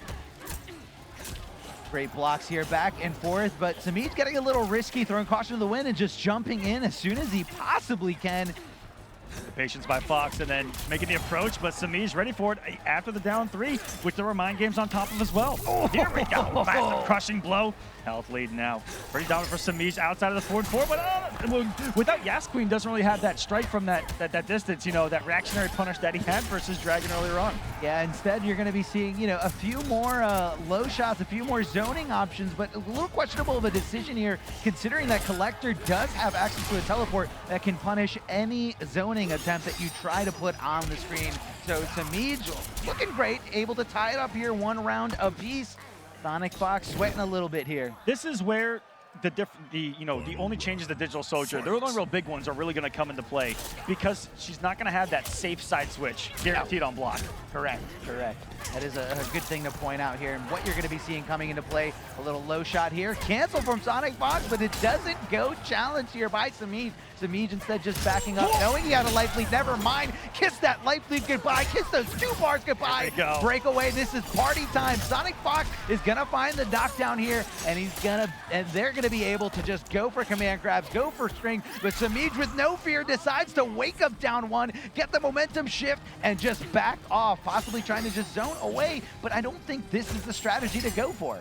And you know, after this match, I want to talk about something that really makes sense to think about Semiij and how he's had their struggles here in MK11 because of the systems that are kind of in the game, but let's not count him out just yet. What a pickup, tying us up here. Come with the low, but gets a little risky with the throw. All over his Sonic, easily going to the fatal blow, and here come the million stabs. At the highest possible level of Mortal Kombat 11, every single normal throw is a huge risk. Right there, Semiij willing to risk it all. And SonicFox just displaying a little bit of D-bag execution here, going for the throw as late as possible, making a statement. Something you said, I want to segue to what we were talking about earlier, where you said throw is such a huge risk. This game, Semiij throughout, MKX throughout, Injustice 1 never took a risk in his life. Here in MK11, the game itself almost forces you to take risks. It really does. Like, even throw it forces you to take massive risks. Keep that in mind. And I think that's maybe what caught Semiij, you know, a little off guard competitively.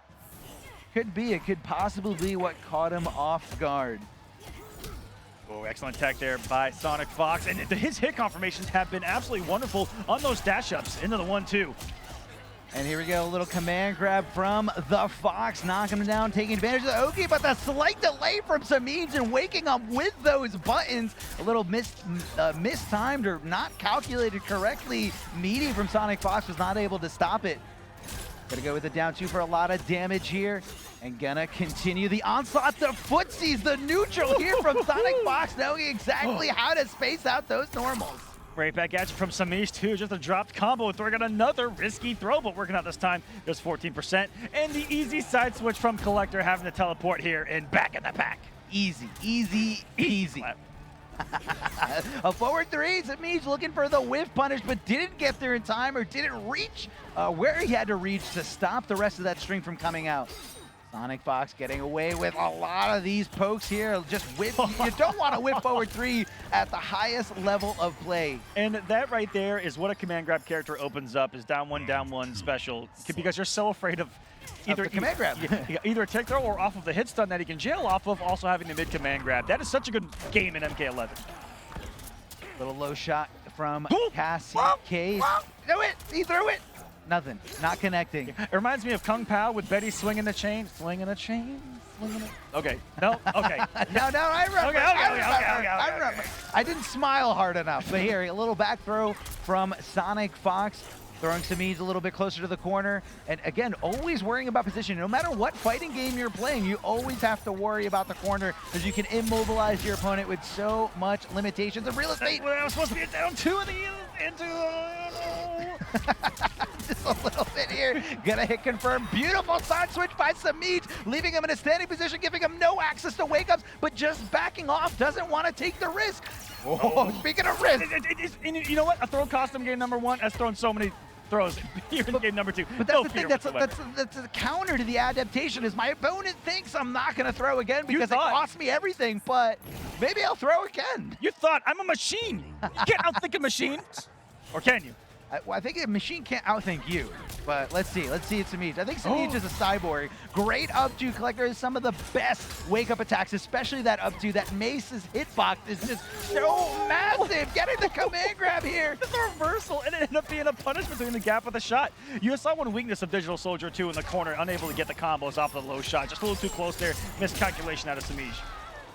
Converting perfectly here from that high down 2 into the down 1. Whipping the command grab, not anticipating the delay wake up or possibly mistiming it was SonicFox. It's such a guessing game of the active frames of the command throw, right? Yeah, you really have to guess when they're going to do their wake up. Otherwise, you're going to be sitting there whiffing for days, just like we saw. Whiffing for days. The mace being tossed out there over and over again. A great zoning tool, you know, a great zoning normal, you know, just kind of keeping away, not putting Collector at too much risk, but, you know, there's always that chance of that crazy jump in, but hold on, hit confirming, not going to be able to, he dropped that, that was his opportunity. That was his opportunity. If he loses this match, he has himself to blame. SonicFox has no access to breakaway. What's going to happen? That could have been his only opportunity. What's going to happen here? Chip territory, only one more is going to do it. But he has himself punishable the breakaway. It's not going to do it, Sonic. Absolute robbery here, but you cannot blame anyone else but yourself in that situation. He dropped the match-winning combo right before his eyes, and he was just so sure that SonicFox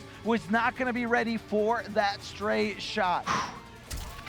SonicFox had no access to breakaway there for that last combo. No reason for Semiij to really just let it slip between his fingers. That was his. This set should be tied up 1-1, but it's not. Semiij finding himself in a position where he needs, if he wants to qualify for Final Combat, he needs to win these next 3 games, not only against one of the top 8 finalists, but against probably the most consistent Mortal Kombat 11 player that has ever existed, and that is SonicFox. Tall order. Tall order from a mistake like that, and it hurts. Getting trapped in the bola. SonicFox off to an incredible lead here. Dominant, completely dominant. Both players access the breakaway. Gonna have no bar at all. Not gonna be able to break away from this. Gonna have to eat all this damage. Restand situation just ticking over and over again. Stand 1, stop. Stand 1, command grab. Semiij's not ready for the second one. It was the no mix-up. He did the same exact thing. Third time. Absolutely savage from SonicFox. Fourth time. Why not? He's done. He is inside the mind of a machine right now and tearing it apart from the inside. I mean, right now, Semiij is acting like a pinball machine, just tossed on its side on complete tilt right here. He is not being the machine that he needs to be. Hold on. Just jumps. Of course you're going to read command grab in that situation. It's only come 14 times in a row. Walks into another 4-4. It's also Collector having that range easily confirmable in the massive damage. And get staggered safely. And I love the side switch combo there, using the teleport to be right on the other side and continuing that combo after the capture from the bola. But hold on, we're all rooting for you, Semiij, right here, trying to get into Final Combat. Great high shot. SonicFox getting a little frisky, trying to jump out of something, but this is going to be a very tough spot for Semiij. He's literally one combo away from not making it into the rest of this top 8. Oh, hold on, Semiij is here. Forcing the breakaway, needs to find another hit. He has one more bar of offensive meter, but that is it. SonicFox gotta be moving on. And Tweety, AKA Jelly Jiggler, definitely celebrating right now, knowing that his spot is secured in Final Combat, coming up to congratulate SonicFox. Jelly yes. Oh no. Yes. But you know what? Do you think he's gonna buy him? Do you think he's gonna buy SonicFox dinner? I don't know, but at the minimum, he owes him dinner. What a performance from Semiij still here in the final Premier stop to put on that kind of a performance. You know, when we saw the ups and downs throughout the pro competition, to get a little more consistent here at the end of it, he's going to go into last chance qualifier with a very high chance at winning. So it could not be completely over for Semiij just yet, and that's the beauty of last chance qualifier. You're right, but again, now he's finding himself. It's kind of like he switched seats with Tweety. And now, no longer in the tournament, and has to sit there and watch Combat, hoping Combat does not get second place or higher. And Combat down now in the losers bracket or lower bracket, whatever you guys want to call it, whatever Ed Boon wants to call it, losers. Okay, he's got to be sweating. He can't do anything, and he's just got to be rooting for Combat's opponent. Yeah, I mean, even so, you're in. It's only going to be 1 seed difference, no matter what. maybe a little bit easier of a matchup potentially. There are going to be no easy matches at Final Combat. Let's call it what it is. Even being first has been said before, even by the likes of Mr. Jelly Jiggler himself, that being first, I mean, you have to play the winner of Last Chance Qualifier. Scary. It is absolutely scary. I'd be frightened. Terrifying thought here. Now Splash going up against Combat. Now, like I said before, these guys are very... the Battle of New York. Yes, Battle of New York City. Two of New York City's greatest players to play Mortal Kombat 11. Both players familiar with each other's playstyles, the strategies, everything they've learned together. How to become better and better. Although they are in separate teams, it doesn't matter. When it comes down to the one-on-one situation, it's just you versus the other opponent. They also did play at the only other tournament that Splash entered in the pro competition, and he took it over Combat 2-1. Yes. On the winner side of that, I believe, in top 16, if I remember correctly. There's a lot of brackets in the world, ladies and gentlemen. It's pretty hard, but I'm pretty sure that it happened right then and there. But I know that Splash did take it over Combat, and got to be feeling confident here against him. Yes, definitely confident. Whoa, I see. Hidden select? Not even requesting a blind pick, which is the safer route because you could mess up the hidden select. But I see Combat locked in on Raiden. He has been playing Raiden since day one. I can actively say that. He was messing around with Raiden a lot, even back at Combo Breaker. Yes, he was. He actually got him in the character auction tournament. Yes, I referred to that as the dollar store Raiden. He got him at the cheapest price to get into that tournament. And, you know, there was some serious change in that tournament. A lot of people were paid. I paid like 4 times the amount for Kodal. Everybody paid 4 times the amount that Combat paid for Raiden. Because as soon as Raiden was called in that character auction tournament, nobody's hand was up except Combat. Sure. Let's go. It'll be hype. They already took every other character I played. It'll be hype. Maybe Combat was just trying not to, you know, he's still a high school student trying to just, you know. I believe he got a win there too in the auction tournament. I believe. Oh, do you mean a little? I think he got. He did good. Yes, he did good because there were, you know, the difference between the auction tournaments, you had a little bit mix of, you know, a lot of different players. You have, you know, the more casual players. You had the competitive players. You even had Tyler Lansdowne, who works at NetherRealm, there in that auction tournament. So it was just a great, you know, mixed thing of everyone. Everyone was included in that auction tournament as long as you had the green to back it up. Great times here. Okay, no Raiden. Combat just showing that he could pick Raiden, but it's going to be Gears. Pick Raiden. Let's be serious. What variation? Let's be serious. What variation? That was something I didn't hone in on as we come into game number 1 between Combat and Splash. Loser of this going to go out at 5th. Winner going to move on to top 4 and potentially beyond. Round 1, fight. It's about time. We're seeing Eternal Arma. Eternal, we're here. Going to be throwing up that sand clone. Now, once that sand clone does go up, he does have the access to amplify it like that, bursting into something. 12 on block launcher. And if it's hit, it goes into a combo. But he also has the option to teleport into that sand clone and switch sides with it. So, you know, just giving this character a lot more mobility than he's normally used to having. Although Frog Splash is always just a thing no matter what variation you're using. This has also universally been a matchup that Gears just kind of don't like. Kung Lao is very annoying for Gears, not a character that's easy to anti-air, and Gears, whoa, good confirmation of Combat. Gears, not the easiest conversions off anti-airs, and the buttons versus the jump kick just not going to work out in his favor most of the time. But Combat playing as well, backing up, and we've seen so many Gearses of late utilize that backdash even more. That's going to be a big confirmation, and that could be game number 1, another robbery. Just a hit, bam, easy confirmation, and Splash. So good at doing that too. We saw it so much against Star in his last game.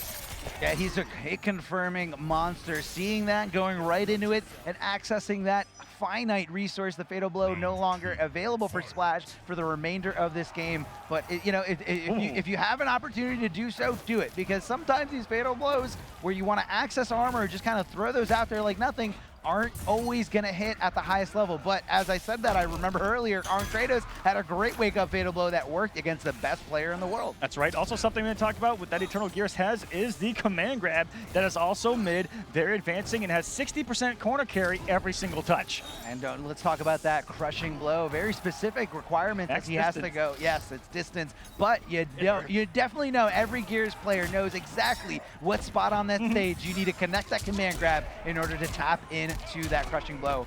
Well, not continuing the combo, but instead just kind of dashing forward. But Combat ready to swing with that launcher, that mid-launcher string that is safe on block. Getting out of there. Now, this is again, like I said, this is the more mobile variation of Gears. He is able to move away as far away as possible as long as that clone is up.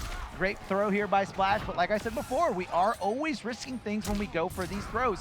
Great combo here from Combat, but either way, even if he blocked it, it's a win-win situation for Eternal Gears there. And beautiful dive kick by Splash, and down two just against the breakaway, and it's still combos. What is going on? That was like an OS on top of an OS, and just waking up with a fatal blow. We just talked about it. It's gonna work again.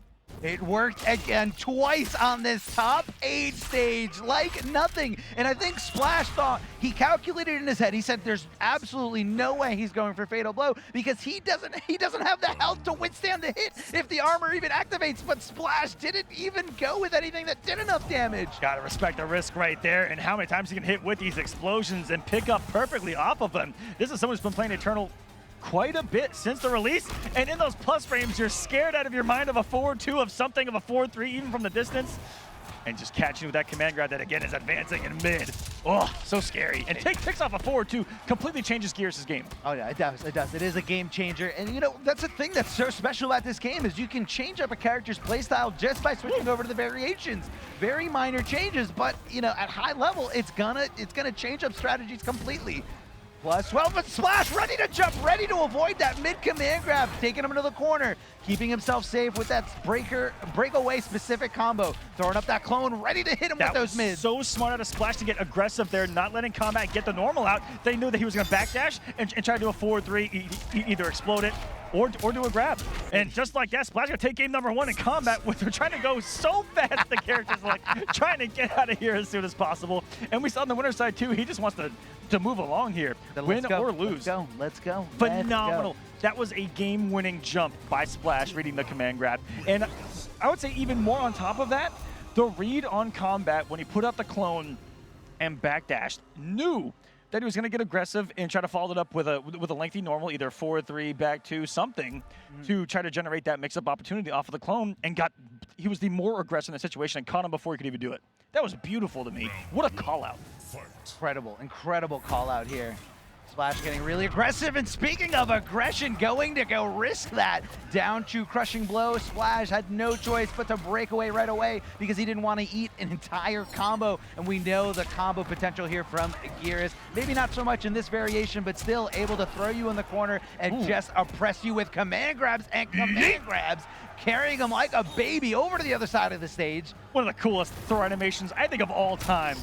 You just, the Here we player, go. He just into looks the corner, so helpless. coast to coast in 4 seconds. So fast. 2 command grabs is all it took. I mean, when he's carrying the character, they just look so helpless, so pathetic to not be able to move from the grab. A forward throw here from Splash, trying to mix it up, not going with the obvious route with the back throw for the corner positioning, because he says, you know what, I'd rather stay away from this corner because I know how tough it is to deal with Gears, and I know that if I'm in the corner or anywhere near the corner, Gears' command grab is going to be doing a little bit more damage as the wall's going to come up at the end of the animation. 150 every single time, and it's such a beautiful knockdown that he can truly meet you. Can Gears in that situation and potentially just throw you again, mix you with some plus frames. Good patience there. This time out of Splash. Catching the counter poke on the orbital head to the corner. We go for Splash.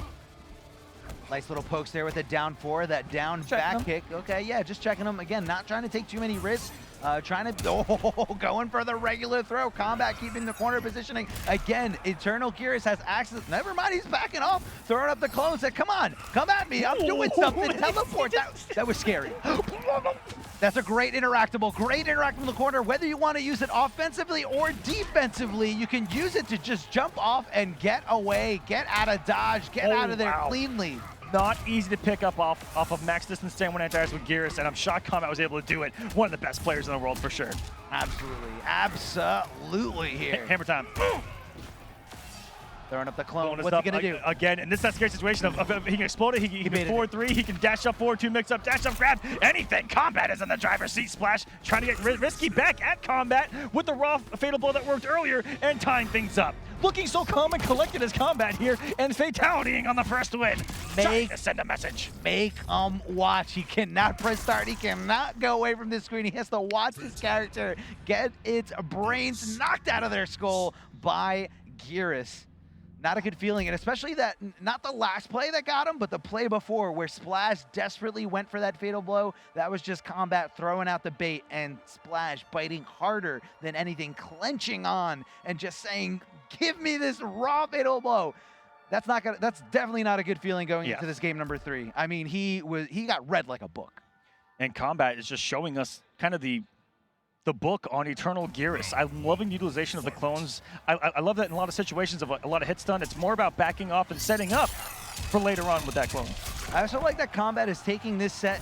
I guess the approach is a little bit different because Splash is a Kung Lao loyalist. He does, very rarely will he go to another character, but Combat, you know, he is ready. He says, I know you're playing this character. Even though I lost the first game, I am not switching away from it because I'm confident in my pick. And that pick is Eternal Geras here. Beautiful down 2 to anti-air the jump attempt here from Kung Lao. But again, we know these. Oh, down 2 crushing blow. We've been seeing that a lot. He just felt that one. I felt it too, apparently. I felt it in my chest. I saw you jump up. I thought you were going to hit the ceiling. Because it was so quick. It was as if he knew like a stand one was coming instantly. Out of Splash there. Now Kung Lao does some big boy damage and right into the fatal blow. And all that defensive bar is going to be gone here as what is going to be on the knockdown at this fatal blow out of Splash. Yeah, the fatal blow this not could enough. be a game winner. Decision. He's looking for daggers. Gets the throw, but not gonna be enough for the kill either, so we're gonna put ourselves in the same position again. I think Combat was willing to take that throw. What a play. What a smart decision there by Combat. He was willing to take the throw because he says, I know crushing blow is not on the table. I didn't fail a throw tech attempt. And I know that I have more than 14% left, so I can take a throw and still have one more guess, one more play to clutch this out. What really scared me there was that the fact that it looked like he didn't wake up forward dash cancel throw. So he really meant it. He again, Combat just sticking with his guns. Here we go to the corner. Is this gonna be it? It's gonna be a 300.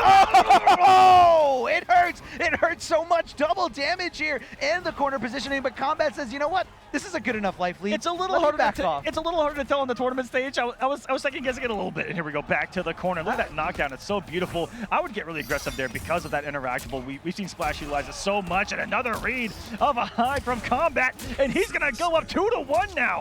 Splash going for so many throws. If you look back, I feel like if someone has the statistics on the throw attempts from every player in this top 8, I think Splash is going for a lot more throws, and Combat knows that. Whether that's him adapting the situation right here live before our eyes in top 8, or maybe an assessment that he made when these guys were practicing together or where they played each other in tournament before. Like I said, these guys go to a lot of local events. Next Level Battle Circuit, Coach Steve's tournament in the Bronx, and of course Mortal Kombat New Jersey in New Jersey, so these guys are very familiar, whether that's a competitive setting or a casual setting. So could be Combat saying, also, Splash, I know you're gonna keep trying to throw me. No matter how many down 2s I hit you with, you're gonna keep trying to throw me. It's also built in with Kung Lao, right? That's actually the character right there. It's strike throw. We've seen it for Foxy so much throughout the pro competition. So many other Kung Laos, because the character doesn't have built-in mix-ups in that way. So how do you open someone up if you don't have an overhead or a low, or if you don't have phenomenal staggers trying to catch people pressing buttons? To open someone up, to get them to press buttons, you have to utilize that throw. And I think that's why we're seeing it so much out of Splash, because look at that. There's no real mix-up there, and as Combat probably making the read on the throw and gets the throw himself. That's it, the counter. There's just so many like layers of mind games here. Great, oh, hold on. I think he was not sure what not sure what Splash was looking for there. That's a big punish. That's a big punish. No, he didn't. It was a big punish. Dropped that Splash to the corner. We go. It hurts. All right, he's going to aggressive. He has not gotten aggressive off that knockdown once. Because he knows it's not worth it. He knows that a slight delay wake up or a long delay wake up into wake up buttons from Kung Lao means so much damage. Kung Lao is a high risk, high reward character in the hands of most players because they know I can really hurt. By doing these unsafe things, I can really get a lot of damage. Well, certainly is. Tries to get the ticker off the stand too, but Splash taking the hit sometimes against grapplers. And I hate to say this, take the hit. Take the hit. Sometimes you gotta take the hit. Big jump in Frog Splash, but a little slight delay from Splash, I believe. Frog Splash on Splash. And watch this. Back up clone. Okay, just puts up the clone immediately. Oh, he dropped it. That was the first time that he spaced it that way, and it worked out so well for him. Just a rare drop. Gotta mix it up. Gotta mix it up. A lot of money on the line. Doesn't matter if you're in Final Combat or not. These guys want that money. They want that cash. They want to get paid. He took the hit again, and Splash is in the driver's seat to try to send us to another game number 5 of this top 8. Splash's gameplay is so explosive right now. I mean, he can go from getting bodied. He can go from getting bodied to bodying himself, just putting Combat in a body bag right now. This is absolute mayhem. It's just swinging back and forth. He went overneath one of the most active fatal blows in the game. He knew. Because of one of the best jump arcs in the game in Kung Lao.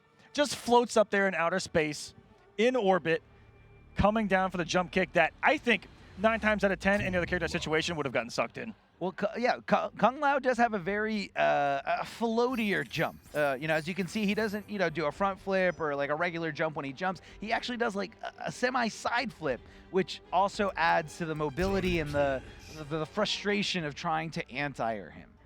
The jump arc is a little bit lower, and he has access to the dive kick. So also, always guessing. Also overanalyzing the situation there, as we tend to do, as analysts. Sure. Did you think that also could come down to a factor of him avoiding the hitbox of the fatal blow for so long, and then coming down with the jump kick in time to hit him in what could have been residual armor of it, and him just not having enough health to take it by the time he got to the hitbox? I believe, possibly, but I think so many things could happen right there. No, I know. Yeah. I'm following you, and I think if let's say for argument's sake that Combat did have enough health to take that, I don't think it still would have been active by the time that Splash got down there. I think so many things could have happened right there. We could be wrong. It was so rare, and that's what's beautiful about it. But I think the call out was perfect there from Splash. He's put Combat in that situation before with Gears, and he knows when Combat has Gears, he is willing to utilize that amazing fatal blow in those tiny little situations. And I love that. What he's doing there is he's loading up the crushing blow requirement. He's purposely missing that camera shot in order to get, a restand and a meterless combo extender. And in a final game situation, Combat bending it all. And the 3 is the magic number on the whiff, right, to load that crushing blow here out of Showstopper Johnny. You're also going to see here out of Showstopper plus frames of that straight shot, and grounded hit confirmable side switching launchers. Yes. Those are kind of the big differences between Outtake and Showstopper here. Yeah, and what Showstopper is going to have, again, a lot of unbreakable or unbreakawayable damage. Going to be killing his opponent while they're standing right there mercilessly. Beautiful dive kick. Hard to hit there, and there is the crushing blow. Going to be some big damage. And that was pretty much guaranteed. Off the launcher down 2, going to even on the breakaway get the kill. And with that health deficit, not worth putting yourself with no defensive bar going in the next round. Smart decision by Splash, but match point Combat in our second game 5 of this top 8. Yeah, and Combat, utilizing the side switch, trying to buy himself as much real estate as possible because he wants to wiggle around as much so he can kind of anticipate the spacing a little bit better. Doesn't want to find himself in the corner against Kung Lao, especially because Kung Lao can tap into so much more damage when he gets those combos in the corner, especially with that incredible jump kick. What a hit here from Combat. And again, trying to sniff out that breakaway and leaving a little bit of damage on the table, but I don't think that's a good decision here from Splash to hold on to it. Oh, that's going to be good for him. Should be the breakaway coming from Combat. No, he's going to believe here, it looks like. Already a lot of damage there. Was his turn? And Splash, he kind of forced the buttons there with that slight movement in the backdash. Now this is very scary. I was about to say because he's got Fatal Blow ready to go. Noble Combat is going to move along on the loser's side. Guaranteed top 4 in a decisive game number 5, avenging the loss from East Coast Throwdown. And moving along against fellow New Yorker, Splash. I'm not one, so I wouldn't know what the terminology is. That's okay. That's okay. You haven't met enough of them to hear it. And if you hear it, you just don't. It's okay. Yeah. You ignore it. Either way, Splash, unfortunately is going down to Combat. Combat with that clutch pick in game number 5, utilizing his right and his option to switch to another character. And he's a multiple character specialist, as you just saw right there, going from, you know, a very high level Eternal Gearus to Showstopper Johnny Cage. Johnny Cage like was one of his first mains that he really came on the scene with, winning online NA East on the pro competition against SonicFox with Johnny Cage. That's right. So that is right. He's been winning with that character for actually quite some time, and one of the first to really burst onto the scene with the character still on display. You like to see that too, having that pocket character that's your tried and true. That's been there the entire time. So congratulations to Combat, moving along. Still not over yet. And guys, as a reminder, if any of you on the PlayStation want to play from home, sign up for the Challenger Series now. Multiple ways you can sign up. You can sign up through your PlayStation. I believe you can hit your little center button on your PlayStation. It'll take you there. Also, PlayStation.com. Hit tournaments. It'll take you there. Click Mortal Kombat. It says sign up. Yes, very easy to sign up from the in-game UI. All you guys have to do is boot up Mortal Kombat 11, your favorite fighting game. And of course, for more, you know, just to be up to date with more and more anything esports, be sure to follow NRS Esports on Twitter. Also, follow the action and you stay up to date on what tournaments are coming out, local events, major events, online events, everything fine and in between.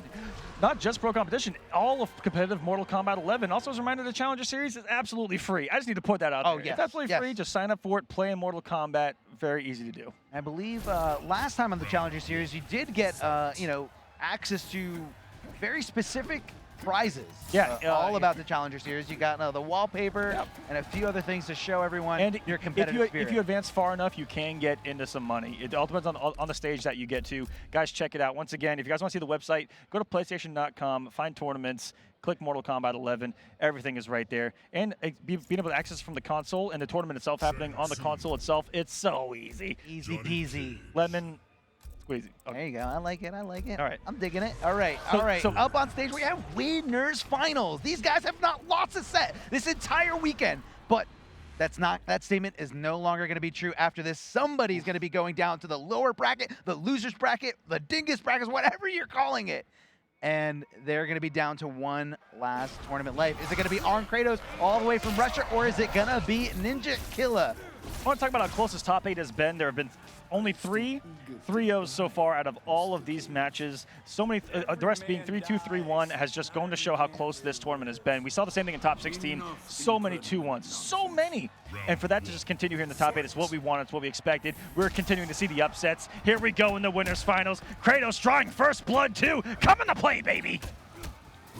Whiffing the projectile, and Arn Kratos recognizing that too, taking the turn. And is this one of the few characters that those projectiles do whiff on? I thought maybe a couple issues right there. Maybe didn't do a string that jails into it. And we're seeing what we saw before. It's Soul Eater, and there are not many people that are ready for Soul Eater, baby. Does give him a 50-50 off the back one. We're going to see some classic MK9 ninja animations. I'm excited here. And we're going to be seeing the introduction of Reptile in the game. As we can see, Shang Tsung possibly. Rain, Ermac. Yeah, it could be anything. So many ninjas on the screen as Shang Tsung just forms into them. Whack, whack! Oh, it hurts. It hurts. And there's a little reptile slide for the side switch. I love there. Again, Arn Kratos keeping tabs on everything. How little damage he had left on his health bar. And again, the screen positioning, corner positioning is key at high level play. Big boot to the face. It hurt every time. He finds it so well kicking around. That's what it is. I'm literally watching MK9. Nobody can downplay Collector, and now nobody can downplay Shang Tsung at all. I don't want to hear it anymore. Arn Kratos did this all with just 2 variations from Shang Tsung because the second one is absolutely useless. Also a character that everyone abandoned ship on when they nerfed 20 damage on him. Oh, 20 damage! Abandoned ship! Here in the winners finals, doing just fine in multiple variations. The roundhouse going around the world. Going off multiple bars a meter, drops the combo. Oh no! You don't want to do this. That would have killed. Not like this. Don't do this to Ninja Killa. Don't give him the opportunity. Do not give him the opportunity. Here we go. Gonna be pushing him closer to the corner. Not tapping into Fatal Blow just yet. Oh, he believes. Taking the risk. Yeah, just made the belief that he was gonna try to interrupt the cancel. Yes. But Arn Kratos, and I think that was a bold read because Arn Kratos has been someone defensive, holding on to block and using his best reactions to try to wiggle away from those throws, most of the time with the correct throw tech. So bad call from Ninja Killa, honestly. Bad call. I don't know if he hasn't been watching Arn Kratos' matches. Unless it worked. But it didn't. Hindsight is 20/20. I saw what happened. It didn't work. No, but seriously, like just analyze it. See what Arn Kratos has been, how he's been playing. But I think possibly Ninja Killer's just like, I don't need to watch his matches because he's not gonna be SonicFox, and he did with Wake Up Fatal Blow. I saw Sonic before this top 8 practicing against Soul Eater and the mix-up off of back 1. That's back 1 reptile slide and back 1 2. And he was struggling block it. He was struggling block it, you know, trying to find a fuzzy there. Yeah. And what that opens up, I didn't realize until watching Arn Kratos here, is it really opens up the back 1 2 crushing blow. Oh yeah. If he enforces that low and you block low and just the overhead hits, you're going for a ride. Oh, big ride, a lot of damage. Now Ninja Killer switching over, staying with Johnny Cage, but instead going with outtake Johnny Cage, where he's gonna have a little bit more to contest with in terms of zoning at the mid or full screen. Those arcing fireballs are incredible. Going just full, you know, Arn Kratos not really risking too much, going regular strings, trying to jump in. Great anti-air from Ninja Killer, pushing him closer to the corner. Arn Kratos fighting back, poke for pokes, down fours and down fours. And the here we go forward with the throw. corner. Gonna keep him locked here. Johnny Cage has got someone knows this is the back throw. And he gotta reset the neutral here. But that is the heart of the tech, and here comes the smoke screen. Hello, baby. The old school shake. Get the projectile out of here and close the distance. But Ninja Killer is able to fight his way out of the gap closed by Arn Kratos there. Perfect punishment of that overhead. The short hop overheads are all unsafe, but the tight, it is very tight window for the punishment. And Ninja Killer displaying, he's able to do it on the fly as soon as he reacts to it. Straight skulls because he doesn't have access to the up skulls in this variation. So keep that in mind. Oh, reptile slide. You always want to keep that in mind when his back is up against the corner because of the side switch ability. Ninja Killer probably learning to adapt to this, giving him a side switch of his own with a back throw, just stopping him from doing anything, trying to jump away. Arn Kratos being very passive here, trying to block. And right there, the defense is insane. His ability to throw tech is insane. Oh, and you're utilizing the tool so well. That jump kick being so mean. Look at the pushback on that. Into the roundhouse cancel. Thrown out a stand for even. Probably meant to be a down for. Easy confirmation here. And that's going to force the breakaway. This is a scary situation. And the pickup off of the Ermac slam. Catches up for 280. Down to getting that max dammy.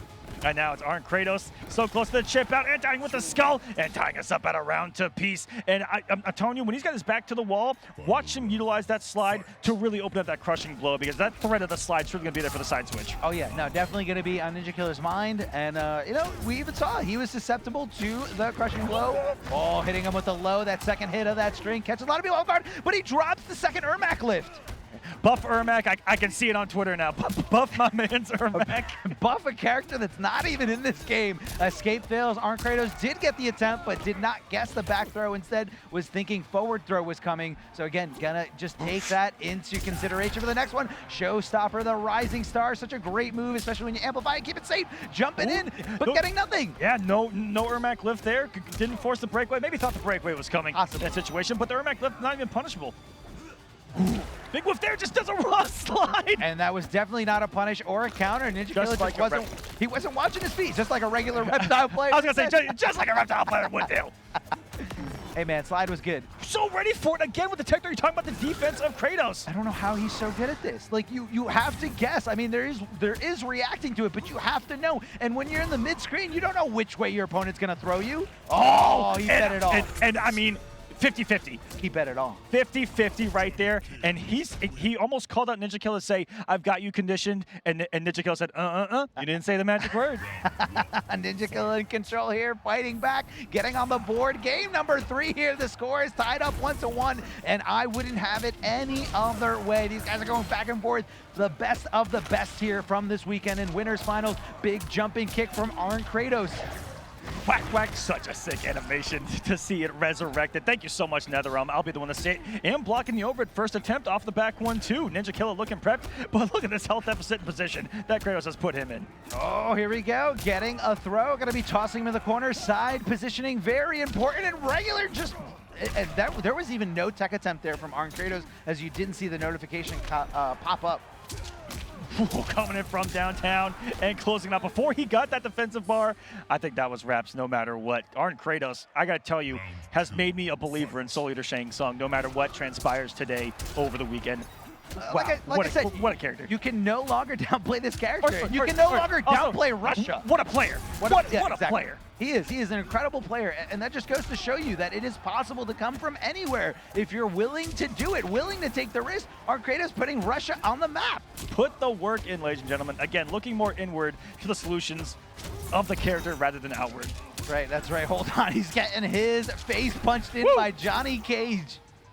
Good answer by Ninja Killa here, as we are dead even in this winners finals match. The slugfest, man, going back and forth like crazy. A regular throw here, gonna keep him in the corner. The forward throw, Arn Kratos. And look at Ninja Killa, how aggressive he gets, because right now he's sniffing out these pokes, and he knows as soon as I block down 4, it is my turn to swing, and I am gonna be coming in oppressive fashion. So ready for the jump kick. He said, I'm gonna have something active here before you even do the jump kick. It's getting anti-aired, and with no breakaway, Ninja Killa's response is pure aggression. And how scary is this young man when he turns up the heat? No pun intended on his main character. But wow, when he gets aggressive, it is scary to watch. It is. And, you know, it's been, you know, Ninja Killa's uprising is one of the most phenomenal and unique stories that have been out there. Ninja Killa, not an Injustice 2 player, but instead kept playing MKX because he loved the game, and everyone just kept saying... Pretty good game. Yes, I know you love it, Mr. Total back one as a mid. Okay. Either way, Ninja Killa able to just kind of make a name for himself and show everybody, I love playing this game and I am one of the best. And everybody said, you know, he's only good because nobody else is playing. He's only good because nobody else is playing the game competitively. MK11 was announced. It's like, okay, this is a completely different play. The game, you know, is different from MKX. It's not going to reward all this crazy nonsense offense. Ninja Killa, first tournament, beats Legends, wins the whole thing. Silence. Silence, complete silence, and he was able to prove himself and show everyone that he has what it takes to hang with the best. I mean, a real Cinderella story when it comes to, you know, any fighting game player's lore. I mean, incredible. No story better than Ninja Killa jumping over the other side, being really, really aggressive and really doing a great job of opening up Arn Kratos. Here we go, getting the back 3-4, the side switch. That's a risky string because everybody can interrupt that. It's scary, man. Everybody can interrupt that string, but, you know, Arn Kratos knowing exactly when to throw it out, knowing that that low is going to hit, but Ninja Killa waiting for his opportunity, not panicking, and even has the corner position. Ninja Killa on match point right now. A little too late on the meteor was Arn Kratos, giving Ninja Killa the time to wake up north, a kick in the north. Okay. A little juggle here, going to be pushing him closer and closer, and just, again, so much damage just ticking away here. But we know the real damage from Johnny Cage is once that fatal blow comes into territory. You only make him stronger the more you hurt him, it feels like, against Johnny. So what I find is that you need to put yourself in a position where you can kill him, like get him right before fatal blow and then go for the kill. But Ninja Killa absolutely running with this, and the throw on that guy is going to do it. Breaking the back, and 2 grand finals on the winner's side is Ninja Killa here at NEC. Wow, what a performance. Arn Kratos fighting tooth and nail, though, took it to him, and it was a couple decisions I found in with that game number 3 that could have changed everything. Yeah, I mean, a few decisions, and you saw Ninja Killa just adapting on the fly, whether that was him just kind of, you know, reassessing the situation, knowing exactly where those down 4 pokes were coming, and knowing exactly that Arn Kratos willing to block, just keep blocking. And he exploited that very, very well. It was a couple of just micro decisions here or there that could have changed everything. And Ninja Killa, in those moments, that's kind of where he thrives, though, is outreading his opponents in those magical moments. And Arn Kratos is going to go into losers finals, where he may have a rematch with Sonic, or he may have a matchup with Combat. We will find out here after this next match as we go down to the losers side. It is going to be SonicFox versus Combat in loser semis to set our losers finals. What a match! What a tournament! Oh no, this has been incredible. Again, you had everything. You know, you had the usual suspects, the usual guys in the top 8. You know, SonicFox made it in, Ninja Killa. Even Dragon got the top 8, even on the lower side or the loser side. Again, whatever you guys want to call it. And he's a loser to me. He lost. Okay, either way, let's not name call here from the commentary desk, because it's so easy to do that. I'm just saying, you know. We're just stating facts. Yeah. We're just stating facts. But, you know, Arn Kratos, that outlier that nobody saw coming. Nobody. I don't even think Arn Kratos knew that. I was talking to him before the tournament even started, and I said, you ready to go all the way? You ready to win this? And he says, no. Oh, come. I promise you gotta you. have that confidence, Kratos. But he didn't. He did it. But maybe that helps him. You know, Yeah, everybody's wired a little bit differently. Some players strive in a competitive setting where, you know, they put the pressure on and they feel like when the pressure's on, I can deal with it better than anyone else. And some players crumble under the pressure. So sometimes they just kind of, you know, lay back. Yeah. Try to relax, try to Maybe breathe. he just doesn't. Maybe he just doesn't think that far ahead, or doesn't want to think that far ahead, and just lives in the now. You know, in the match, one game at a time, one step at a time, and focused on SonicFox, and then focused on Ninja Killa, and now he's gonna focus on the winner of this coming up next, and nothing more, and literally nothing more. That's it. That's it. Nothing more. That's all you need. So Arn Kratos watching very carefully. SonicFox sticking with their pick of Collector from all weekend, thanks to the tweets that they made throughout the past several weeks about Collector being amazing. This amazing character that everybody is overlooking. Oh, that's a big punish here from Combat. Gonna be doing down to, no, leaving him standing. Perfect opportunity here. I don't think the sand clone is gonna last long enough here. Yes, it does go away after the throw animation. Going for the dick throw, and SonicFox ready to jump away, ready for this full combo punish. Oh, you wanted to get 15%? Well, for that, you're risking getting hit for 35%. Getting hit for about 350. Thanks, That's Chef the damage. I don't know why Combat would go for a regular throw in that situation either, rather than the command grab that also corner carries.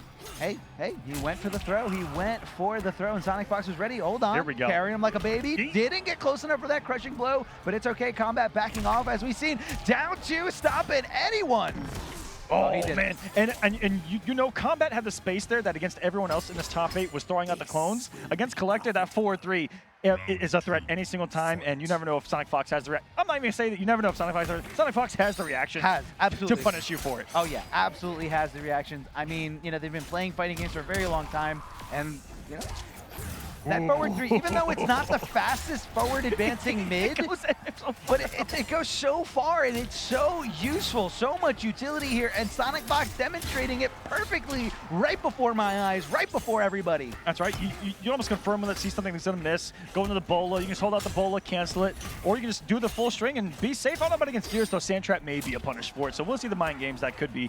Here, and there's a short hop punish on the command throw. Sonic making all the right reads, and with no breakaway, drops the combo, didn't get the ender of all things, got the hard part of the combo with the down 1. Well, he dropped, I feel like, yeah, you're right. He dropped the easy part of the combo. Yeah, he hit the down 1. He hit the hard part of it. Either way, Sonic gonna go up 1-0 here. That Collector is looking mean. So mean. Absolutely devastated here is Combat.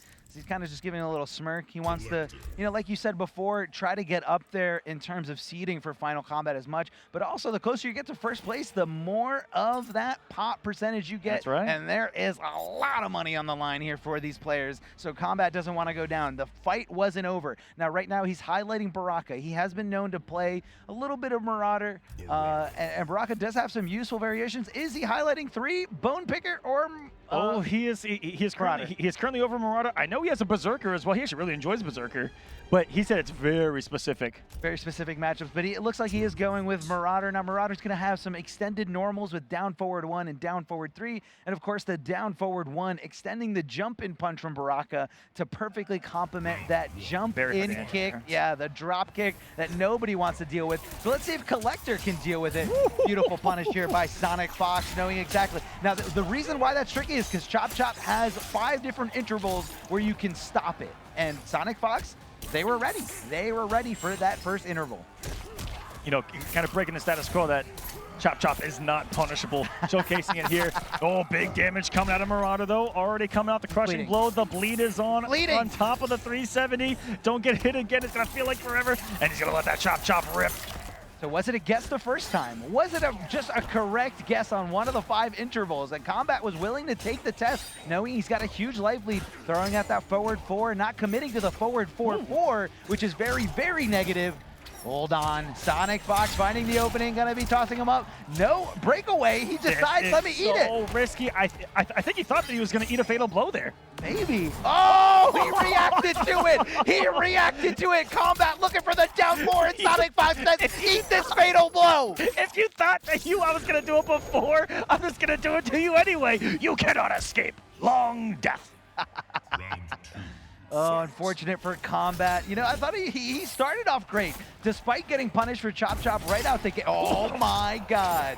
Oh my god, the up two. Maybe something that Combat did not take into the equation is that Collector is one of the few up twos that will punish.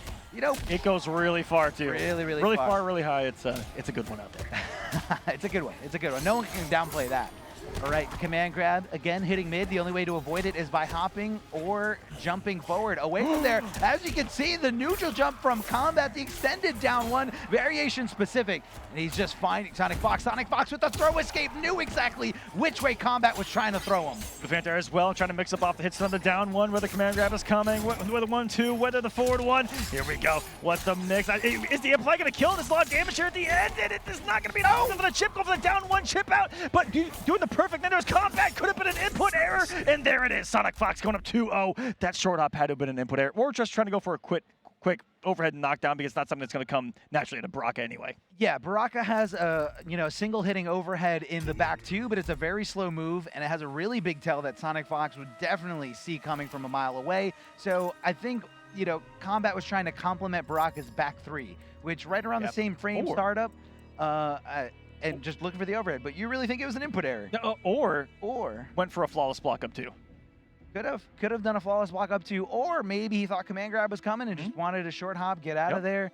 Who knows? But either way, it doesn't matter because Combat is down 2-0 against the greatest player to play Mortal Kombat 11. I did talk with Combat about if this matchup potentially happened, and he said he was really feeling Kotal Khan, seeing how Pillow did yesterday, and knowing how he plays Kotal Khan versus how Pillow plays Kotal Khan. Could come into play here. A little more aggressive on the command grabs. We'll see how it works out for Combat. Is a very competent Kotal Khan player. Yes. Let's see. And I believe he's going to be accessing Ascension, the first variation. Yes, the variation that has the command grab. If you can't beat him, join him. Mid command grabs for days. Both these characters are going to have them. Going to be hit confirming, launching up, trying to get the command grab, but gets it anyway after the breakaway. Now SonicFox is in a bad position here. He doesn't have access to any wake-up attacks. He's just got to rely on his reactions. And the whip punish here by SonicFox. Walked back a little too far on the 4-2. I really love what I'm seeing out of Combat, though. A lot of Cordals, including myself, are a little too committed on his combos. Just doing the forward one command grab like he did also keeps you safe from the breakaways. If you overextend, can be punishable. When you try to enter combos in command grab, you'll see that a lot from Kotal Khan, but I'm loving the spacing from SonicFox already, and knowing the punishes on the whiff, sun discs, everything. There goes the breakaway, the walk up, and that's a scary position to be. How much mix-up is off of Kotal Khan's 1-2 is ridiculous. Flawless block up 3, but Combat finds himself in the corner. This is a bad spot. He needs to get out of there. Down 2. Hey, you got to get out one way or another. No! He whiffed. All he had to do was forward 2. He was whiffing forever. Oh no, what a mental mistake from Combat right there. Kotal's fatal blow goes nowhere and nowhere slow. Wow. Is what it does. But if you'd have done 4-2, 4-2-4 into it, game blouses. Easily. I think he just didn't think he would breakaway. get there. He actually could have just punished him and killed him, not even utilizing the fatal blow. Either way, you can't think about it. It's all in the past. Never happened. Restart. You can't change it, but hold on. A big punish here from SonicFox. Yeah, tell me. Committing to the con cut right there was making a read that SonicFox was going to make a read on the command grab. Layers. Read on the read of the read. That's right. I think you think, I think that, but hold on. And you thought. And you thought. And you thought. That's going to be another punish. Sundisk is so bad on whiff. If SonicFox blocks that, nothing. But if he makes it whiff, Kotal Khan is going to sit there for 20 years. 20 years officially. That's literally right here. And this is just mayhem here for Combat. Oh no, I honestly hate to say it, giving Kotal a taste of his own medicine with that mid command grab. If I can. Oh no. What is this? I mean, he hasn't played Kotal all tournament, and this was just a mop in here from SonicFox. I would have loved to see maybe one more game with that Baraka, but pure dominance here from SonicFox. I honestly thought he was going to get more aggressive with the command grabs. We didn't see, one? I don't think we saw one command grab in the very first round when the match started, and he went for the Oki 4-3-4, and that was it. Well, it's because he thought, SonicFox thought, that, I thought you were going to throw paper, but you're throwing rock, and it's guesses. When it comes to fighting games are like ogres. Like onions, they have layers. Ogres are like onions. Yeah. And fighting games. Yeah, fighting games are like ogres that are like onions. But are all onions ogres? You could also say that fighting games are like onions. Okay. A lot of layers, guys. A lot of layers. Or like a parfait. All right, so here is the breakdown of the top 8 bracket here at NEC. Of course, we have Ninja Killa 212, the infamous, the one and only, sitting pretty here in the grand finals on the winner's side. Now, because this is a double elimination tournament, Ninja Killa has to lose twice in grand finals in order to be eliminated from the tournament. And coming up here in the losers finals, aka the lower bracket finals, Arn Kratos, who lost to Ninja Killa in the winners finals, keep up because you know, the way you want to think about this is everybody has 2 tournament lives. And as soon as you lose in the winners finals, or I'm sorry, the winners bracket, and find yourself in the losers bracket, you are down to your last tournament life. So whoever wins out of Arn Kratos and SonicFox here in the losers finals is gonna have to defeat Ninja Killa in 2 consecutive sets. If you are Ninja Killa, you got to be kind of, I would think on paper be pulling for Arn Kratos because, again, I looked at the history between SonicFox and Ninja Killa. It was a lot more one-sided than I thought going in. Really? 5-1 in SonicFox's favor in the pro competition. I mean, Ninja Killa was the one victory he did get was at DreamHack Montreal. Yes. But since then, SonicFox has gotten the run back at ECT. Yep. And, you know, I think it's in Sonic's favor. Not only that, but, you know, when you're in grand finals on the winner's side and you send somebody to the loser side, you know, you are okay with come back to me. Come back so I can beat you again. But we've seen that turnaround. We saw that at CEO when Dragon defeated SonicFox, and SonicFox came back to reset the bracket He's and so win the whole scary tournament. in that situation, but it's going to be the run back between Arn Kratos and SonicFox coming up next, ladies and gentlemen. But before we do that, we're going to be right back with our final break before the conclusion of this tournament. And a big thanks to Turnstile for providing their latest single, Generator, as an official theme song for the Mortal Kombat Pro competition here at NEC. Their latest album, Time and Space, is available right now on all major streaming platforms. For more information regarding tour dates and latest happenings with the band, visit turnstylehardcore.com. Don't go anywhere.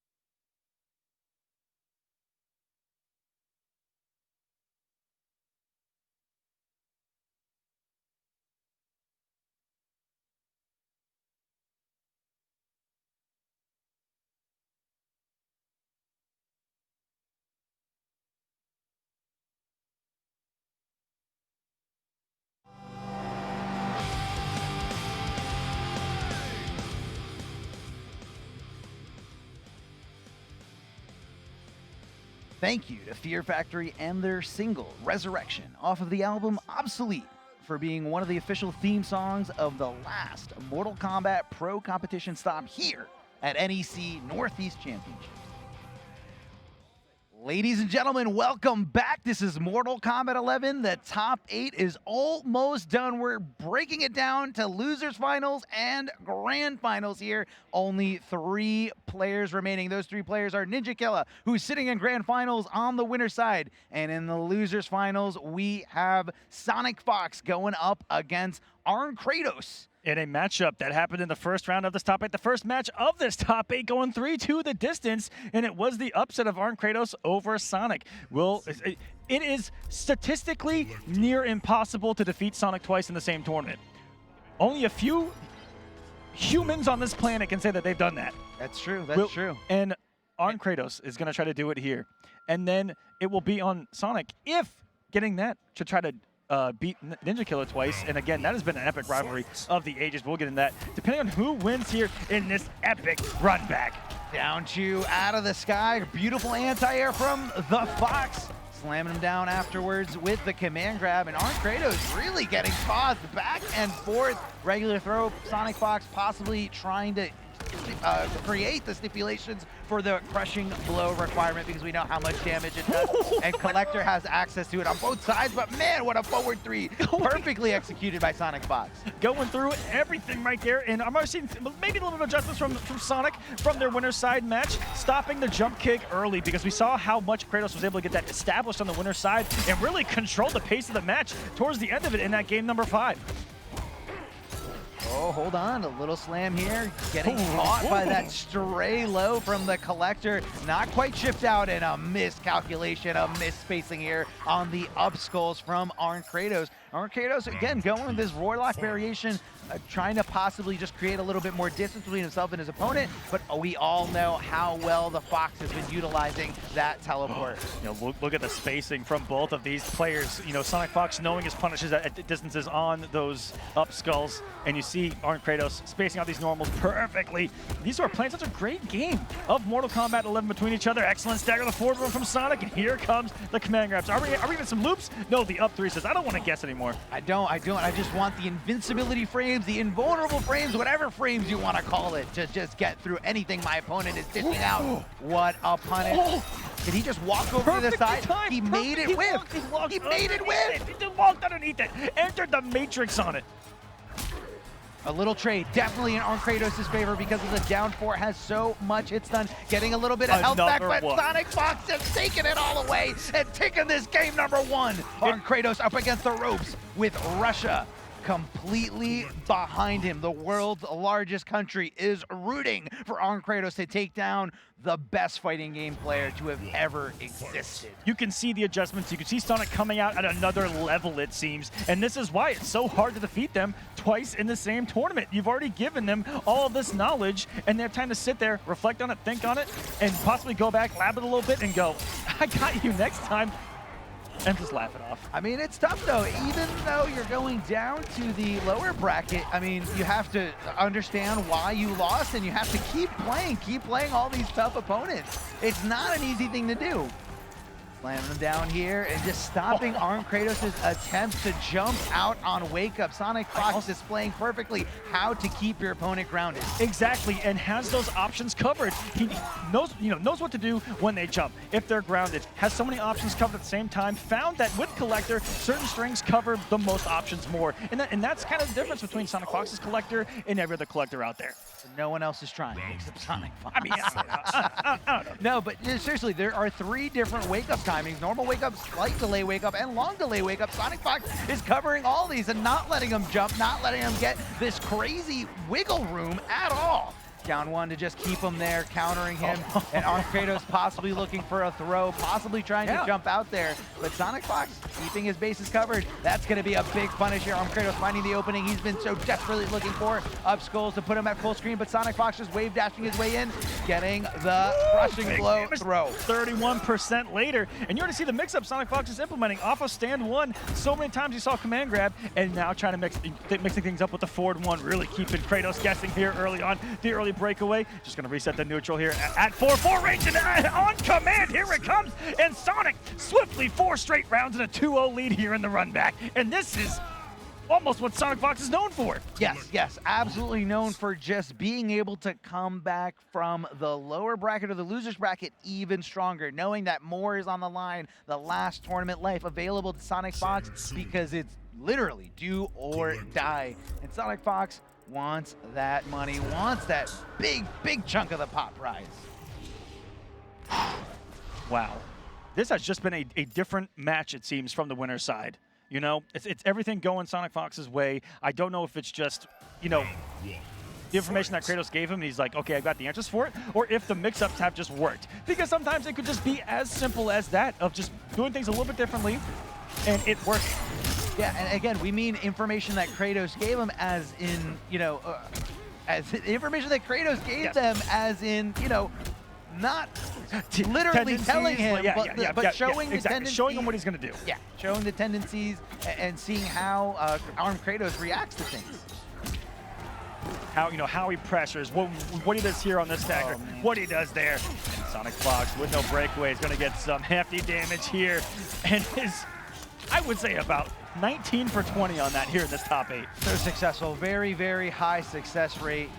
Oh, look at what an anti-air there. It hurts. We haven't seen that all top 8, but SonicFox able to pull it off here. Aquaman just puking on the side of this commentary desk because he can't believe what just happened. That was a little nasty right there. I don't know what kind of mess he left on this floor, but either way, Arn Kratos looking to shake it off, getting the back throw, corner positioning, and just looking for his opportunity once that mace whiffs. Great throw escape there by SonicFox, knowing exactly which way he was looking to get tossed. No solely to mix-ups have come either, and here's Sonic, again mixing things up, regular throw, command grab. Oh, breakaway in the bolo too, and no fear whatsoever. Another escape failed, another 31% locked and loaded for SonicFox here on that regular throw. It's insane. It is very scary, and you got to know because Collector does have the crushing blow on both forward and back throw. So you got to watch out. You can't play to or away from it. You just got to guess, and he corrects right. No longer on the table. Crushing blow is avoided here so far because of that successful tech, but it doesn't matter because SonicFox, no, not this time. Not going to work again in Sonic. 6 straight rounds, 3 over Arn Kratos. Mercy! And he shows mercy! What an absolute savage! Does not care about Arn Kratos' feelings, does not care about what's gonna happen or what could happen because he's ready to chip him out, ready to just stop this reptile slide because why not? Let's do it! Oh, he tried to bet it all on the overhead, and Sonic moving along to grand finals. All right, ladies and gentlemen, I do have a massive update for you when it comes to the final combat. Something that we actually didn't see coming at all when looking at the points in that Semiij and Combat actually ended up tying for the 12th and final spot of the pro competition. So because there's a tie, what happens? How do we make this decision, Mr. Aquaman? There were 5 different tiebreakers. I forgot 4 of them because the first one's all that's going to matter. That's all that matters. The first tiebreaker is whoever placed higher at Evolution, and it was Semiij. Semiij actually gets the final combat spot over Combat in the Mortal Kombat Pro competition. So hopefully we're going to be seeing Combat at the last chance qualifier because he is too talented of a player to give up now. He can still qualify for Final Combat next year. And again, to break down Final Combat, you guys can know 12 players get there from the pro competition points, 1 player from the Intercontinental Combat, which is Nivik, who won earlier this weekend. Yesterday. Yes, just yesterday. A little scheduling things, but you know, it's okay, it's fun. Liga Latino winner, the MK Clash from the Northern Arena, and I believe that was Dr. Stabs winning that up there in Canada. Sorry, that was a Canadian-only tournament. And the last spot for this top 16 is going to be going to the last chance qualifier. And man, what a brutal tournament that is every year for these pro tours because it's it. It's do or die. You got to do it. You got to do it. And because it doesn't matter if you get top 8. It doesn't matter if you get top 5, top 3, top 2. All that matters is the winner of the last chance qualifier getting into final Here it combat. is. Tell me. SonicFox versus Ninja Killa. They have a long, extended history on the pro competition. 6 matches overall. 5-1 SonicFox's favor. CEO 3-0 SonicFox and 2-1 SonicFox. 2-1 on the winner's side, 3-0 on the loser's side. At Montreal, 3-0 Ninja Killa, and I believe it was the Devora pick out of Sonic in that matchup. If I remember correctly, I don't remember anything. You get Alzheimer's. That's okay. I'm but pretty sure. And it was in the same situation here where they did not play on the winner's side, and SonicFox is coming from the loser's side. I think this is Ninja Killa's best chance. Also, ECT, 2-0 Fox's favor on the winner's side, 3-2 on the loser's side, and online NA East, 3-1 Fox's favor. So they've been close here and there, but a hefty lead in SonicFox's favor. Although we do forget some of SonicFox's pick, you guys should not forget to sign up for the Challenger Series, especially because it is so easy, absolutely free, and you can do it by just accessing the Mortal Kombat 11 in-game menu from just booting up that PlayStation 4. Of course, PlayStation Gold is required for you to compete at a high level with all these other players, and you guys get access to so many things. So don't forget to sign up for the Challenger Series, and don't forget to follow NRS Esports to be up to date on that one-stop shop for all things competitive Mortal Kombat 11. Earthrealm flesh sweet or savory? What kind of sick-ass question is that? I must set its price. Grand Finals, here we go. NEC 2019, the final premier stop of the pro competition, and we've already got punishes on those advancing highs from Johnny Cage. Breaking away, utilizing those 2 bars, not going to have the mobility options, but you know what? Ninja Killa doesn't really wake up with the rest of them. Instead, relies on blocking and relies on his reactions. Relies on the options that the game gives him, those multiple different delay options, into buttons, into jumps. Just utilize everything the game gives him. Like I said, that's what the top players do. That was a massive whiff on the down 2, and here comes Sonic on the prowl. So that was Ninja Killa sniffing out SonicFox's down 2 and not down 2ing himself fast enough, or it could be the fact that Collector lowers his hurt box when he does down 2, which makes his down 2 an incredible anti-air, which is what SonicFox has been utilizing this whole weekend. That's one of those mysteries. We'll have to send it to the Mortal Kombat Mythbusters, Armo. That's it. See if they can figure it out. Let's start it up. Somebody start that YouTube channel. Mortal Kombat Mythbusters, you guys are going to make a fortune, I guarantee it. Guarantee. Everybody's watching fighting games right now. Big jump-in kick here. Going with the show-stopper specific move here, and closing it out is Ninja Killa. Although he did have a rocky start against SonicFox, especially out the gate, SonicFox connecting perfectly with that full combo. Ninja Killa looking so strong right now. This is his tournament to win. He does have 2 tournament lives. He has to lose 2 sets in order to not make it out here. And hold on. multiple times, Sonic just using the mobility to get out of the jump normal ranges and actually punish these jumps. We saw it back-to-back against Arn Kratos and already picking up where they left off here in Grand Finals. Oh, big the whip throw! Here we go, back on the offense. Here is Sonic. No breakaway available. Cashing out maximally. Big damage here. 32% for Collector. Not too shabby. And hold on, a little failed escape. SonicFox thought he was going to go for the throw mix and not go for the corner positioning, but Ninja Killa said, I'm going to counter that and go for the corner positioning. I love talking to top players about that. How it's the mind game, it's not the mind game. Like, the first layer was actually going to work because you're worried about layer number 19. Yes, exactly. But hey, Yomi layers only go, 3 layers deep. That's it. Oh! And we haven't seen much of that, again, at the highest level. Not in every single set, but hey, if you're going for a throw and somebody knows you're going for a throw, all you got to do is neutral duck, wait for it to whiff, and down to crushing blow for a lot of damage. Blows up the counter poke attempt right there, trying to blow up the whiff jump again. A SonicFox that forward-1. Ninja Killa having absolutely none of it. 255, still some great B&B damage out of all of these characters. If you can hit 250 to 300 for a bar, you're playing MK, and almost every character can. Yes, that's right. Every character does have access to almost the same amount of damage. Little intricacies here and there, a little bit more, a little bit less, depending on what resources are available to you. A lot of down 1s. Did I just see 3 back-to-back down 1s here from Ninja Killa? That's the mix-up. That's the mix-up. You don't think I'm going to do it, especially when, I got this nice little life lead, and especially when so much is on the line. Oh, he's looking for anti-air. He was looking for anti-air stand 1. Such an early jump kick by Sonic, and that's what's so hard to anti-air when it's active. You have to hit it before it's active, or hope that you get your hitbox interaction just right. But that's the thing. If you hit that kick button a little too early, you're gonna be not as plus on the way down. Sonic, I'm shocked he didn't anti-air with his fatal blow right there. Maybe thought he was going to kill. I think with 317 left, it would have been enough. And just like that, Ninja Killa dashing up with the down 3. I thought he had all day to have that reaction, but maybe that might not be a part of Sonic's game plan. Like, he doesn't naturally react with fatal blow in that situation. No, definitely not. And right there, what Ninja Killa was doing was just, you know, securing that final little play there, going for the down 3 into the Rising Star, having the bar to amplify it, and forcing at least 3 hits in case SonicFox did block that down 3. I love how Ninja Killa has absolutely no fear of being in Sonic's face, where everyone else has not wanted to be next to Collector and eating mix-ups off of the pokes, off the multiple different throws, just ready for it, ready to challenge Sonic, ready to win NEC. Can he do it?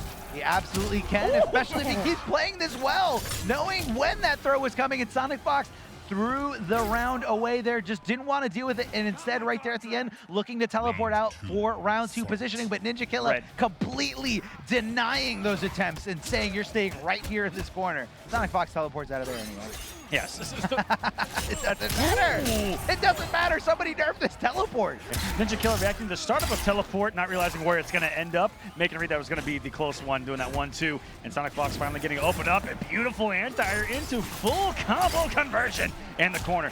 Now, Ninja Killa has done a tremendous job of fighting his way out of this position that has killed so many other players in this bracket. And that leaves you the perfect space of stand 4, which is hard to contest. Collector. It is a very tough thing to contest, and really what Collector's trying to do a lot on your wake up. It's just all the mind games, the mind games. Here's the mace that I'm going to charge at you. Never mind, dash cancel, command grab. What did you think? What did you think I was going to do? That was beautiful. He's just sitting there holding that, canceled, and that's hard to react to. It's pretty quick. Again, 10 frames. Everyone's talking about it. If you can execute it perfectly there, just kind of minimize it, know exactly when to dash or when to cancel that dash, you get it out as soon as possible. That's what SonicFox is doing. SonicFox just ate 280 for the side switch attempt. Didn't do the far teleport. Ninja Killa's reacted to every teleport, it seems, with that 1-2, ready for the punishes of the close ones, even if he has to sacrifice, you know, potentially eating something in the long run of the far teleport. Slamming him down here. Oh, a big wake up 3 in vulnerable frames for Ninja Killa to get past any of those normals. Jumping over to the other side for the corner switch, going for the mid command grab. Only way to avoid it is to jump. And that is so dangerous to do at the highest levels of Mortal Kombat 11. Getting right under the flawless block. Perfect flawless block by Ninja Killa, and all of a sudden, tournament point for the young man. He said, that's not safe. Not safe against me. Not safe when I got the skills and the even Sonic was a little shook. Yeah. Oh, no, not an easy thing to do. Not an easy thing to do at all. Yeah, in order to fully execute that flawless block, you have to block as late as possible, and it is a very, very tough thing to pull off. Within a 3-frame window, if I remember correctly. Yeah. Oh! It's disgusting. It's disgusting how good these players are. Master for Mortal Kombat from Ninja Killa, poised to try to take NEC. Look at the dominance so far early in this round. Will it be a 3-0? Does Sonic have a comeback in them? Let's see. A good start here. Standing position, no access to wake up attack, but does not guess correctly on what to do afterwards. Possibly should have gone for the throw, but who knows? Ninja Killa could have reacted just like he did right there. The throw escape, poking back and forth. The perfect jump in, but doesn't get the full combo. And Ninja Killa just stopping it there with a down 1. Ninja Killa on match point right now. Tournament point right now. This is actually, I believe this is going to jump up Ninja Killa over a Fox and Grandpa, possibly over Tekken Master for your 3rd seed. What a jump from jumping in over halfway through the pro competition, or I think right at halfway. Yeah, I mean, that is insane because, you know, Ninja Killa wasn't at every single event, but every single event he went to, he performed phenomenally. Great throw there, but did get the failed escape. SonicFox not guessing the forward throw, but instead guessing the back throw. That is someone who knows the spacing of the game so well to know that that jump in is going to whiff, even if it was an active jump normal, to get the throw on the wake up there. I love how Ninja Killa did the neutral duck there, but it's so scary when you're in forward range. Oh, that's going to do it! Ninja Killa, one more hit, gets to the down 1, and he becomes your NEC champion! Vengeance over SonicFox after 5 losses on the pro competition, and 3-0 over the #1 seed before Final Combat. Ninja Killa, your champion. 3 straight games from Ninja Killa, able to get the run back from the run back, able to get revenge against SonicFox. without even using Liu Kang, going all Johnny Cage here against SonicFox, not entirely in this top 8, but able to just show everyone that I'm not just the best with Liu Kang, I'm the best with multiple characters, and I have what it takes to hang and beat the best.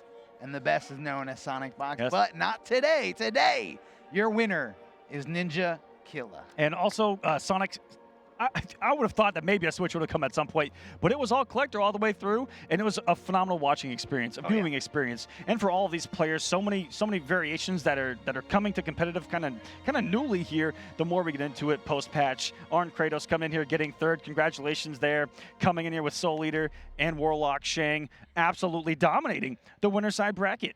Yeah, I mean, and look, this is how it panned out. Arn Kratos representing Russia solely here, you know, and performing well, getting that third place. But look at the 3-0s. All the 3-0s in the lower bracket, the loser bracket, the nether bracket, whatever you want to call it, have all been dished out by SonicFox. He 3-0'd everybody in his loser's path, but when he got to the grand finals, Ninja Killa gave him a 3-0 of his own. Just so strong.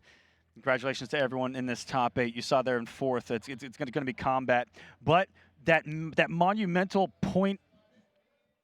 How it worked out in the pro competition for Combat and Semiij to tie, and for Semiij to have that tiebreaker over him because of the Evo placement, because Evo was worth the most on the pro competition. Yes. I believe if it didn't go down to the Evo, like let's say for argument's sake that they somehow had the same placement at Evo, it would have come down to their overall placement in the offline events, and then for some reason, if those overall placements from all the offline events that weren't Evo, and if all those were the same, it would have come down to their placement in their online events, them both being from the East Coast of Northeast.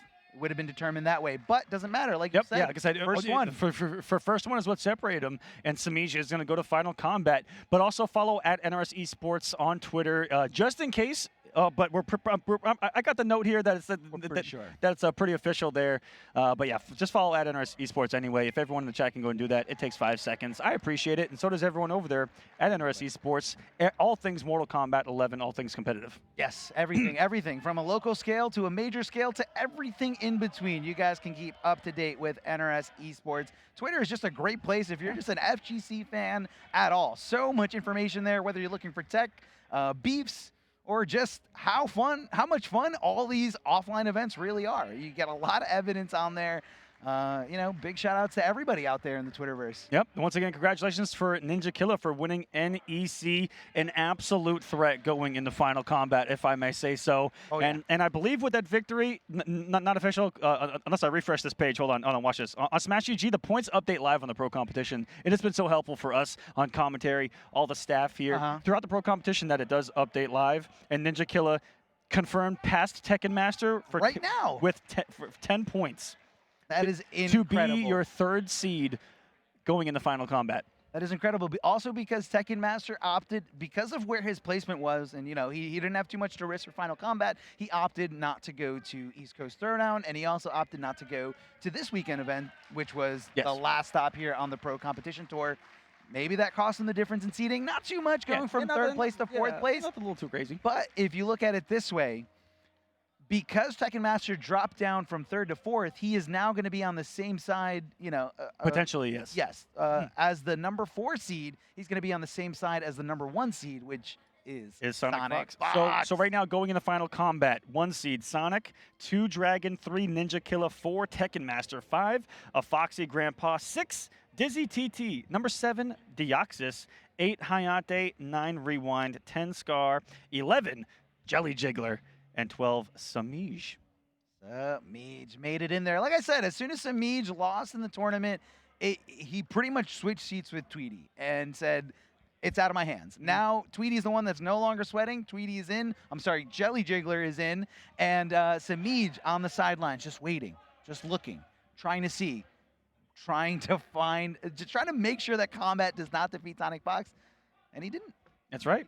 He did not. So Final Combat is set. NEC is set right here. And I hope you guys have enjoyed all of the action here. I know I have. From start to end, I can tell you those pools were some of the most exciting pools that I've been a part of, just walking around, seeing all the upset faces, the surprises, everyone just going, what's going on here The with tears, the upsets? the devastation. I mean, again, these guys, everybody who competes at a high level, it's unlike, it's the same thing as everything else. If you're really passionate about it, you put your time into it, you put your effort, you put your emotions, and it's hard. We've seen some upsets. We've seen it really destroy someone on the inside because you put so much effort into it and you want it so bad, and when it just gets away from you, it hurts, man. You remember what it was like competing. I know. It hurts. It does. A lot, actually.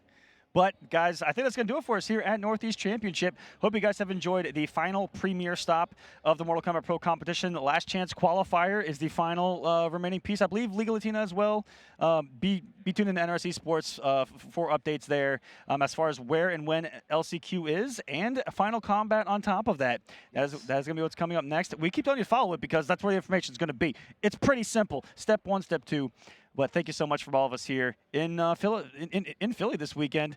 Thank you guys for watching. And Miguel, it's been an absolute pleasure. Absolute pleasure is all mine, Mr. Aquaman. I can't believe we got to just commentate side by side this amazing top 8. So that's it for us this weekend. Guys, stick around. We got one more little break for you, but that's pretty much it. See you later, guys. All right, guys, and a big final thanks to Turnstile for providing their latest single, Generator, as an official theme song for the Mortal Kombat Pro competition here at NEC. Their latest album, Time and Space, is available right now on all major streaming platforms. For more information regarding tour dates and the latest happenings with the band, visit turnstylehardcore.com. Have a great night, everyone. Thanks for watching Mortal Kombat. We'll see you next time.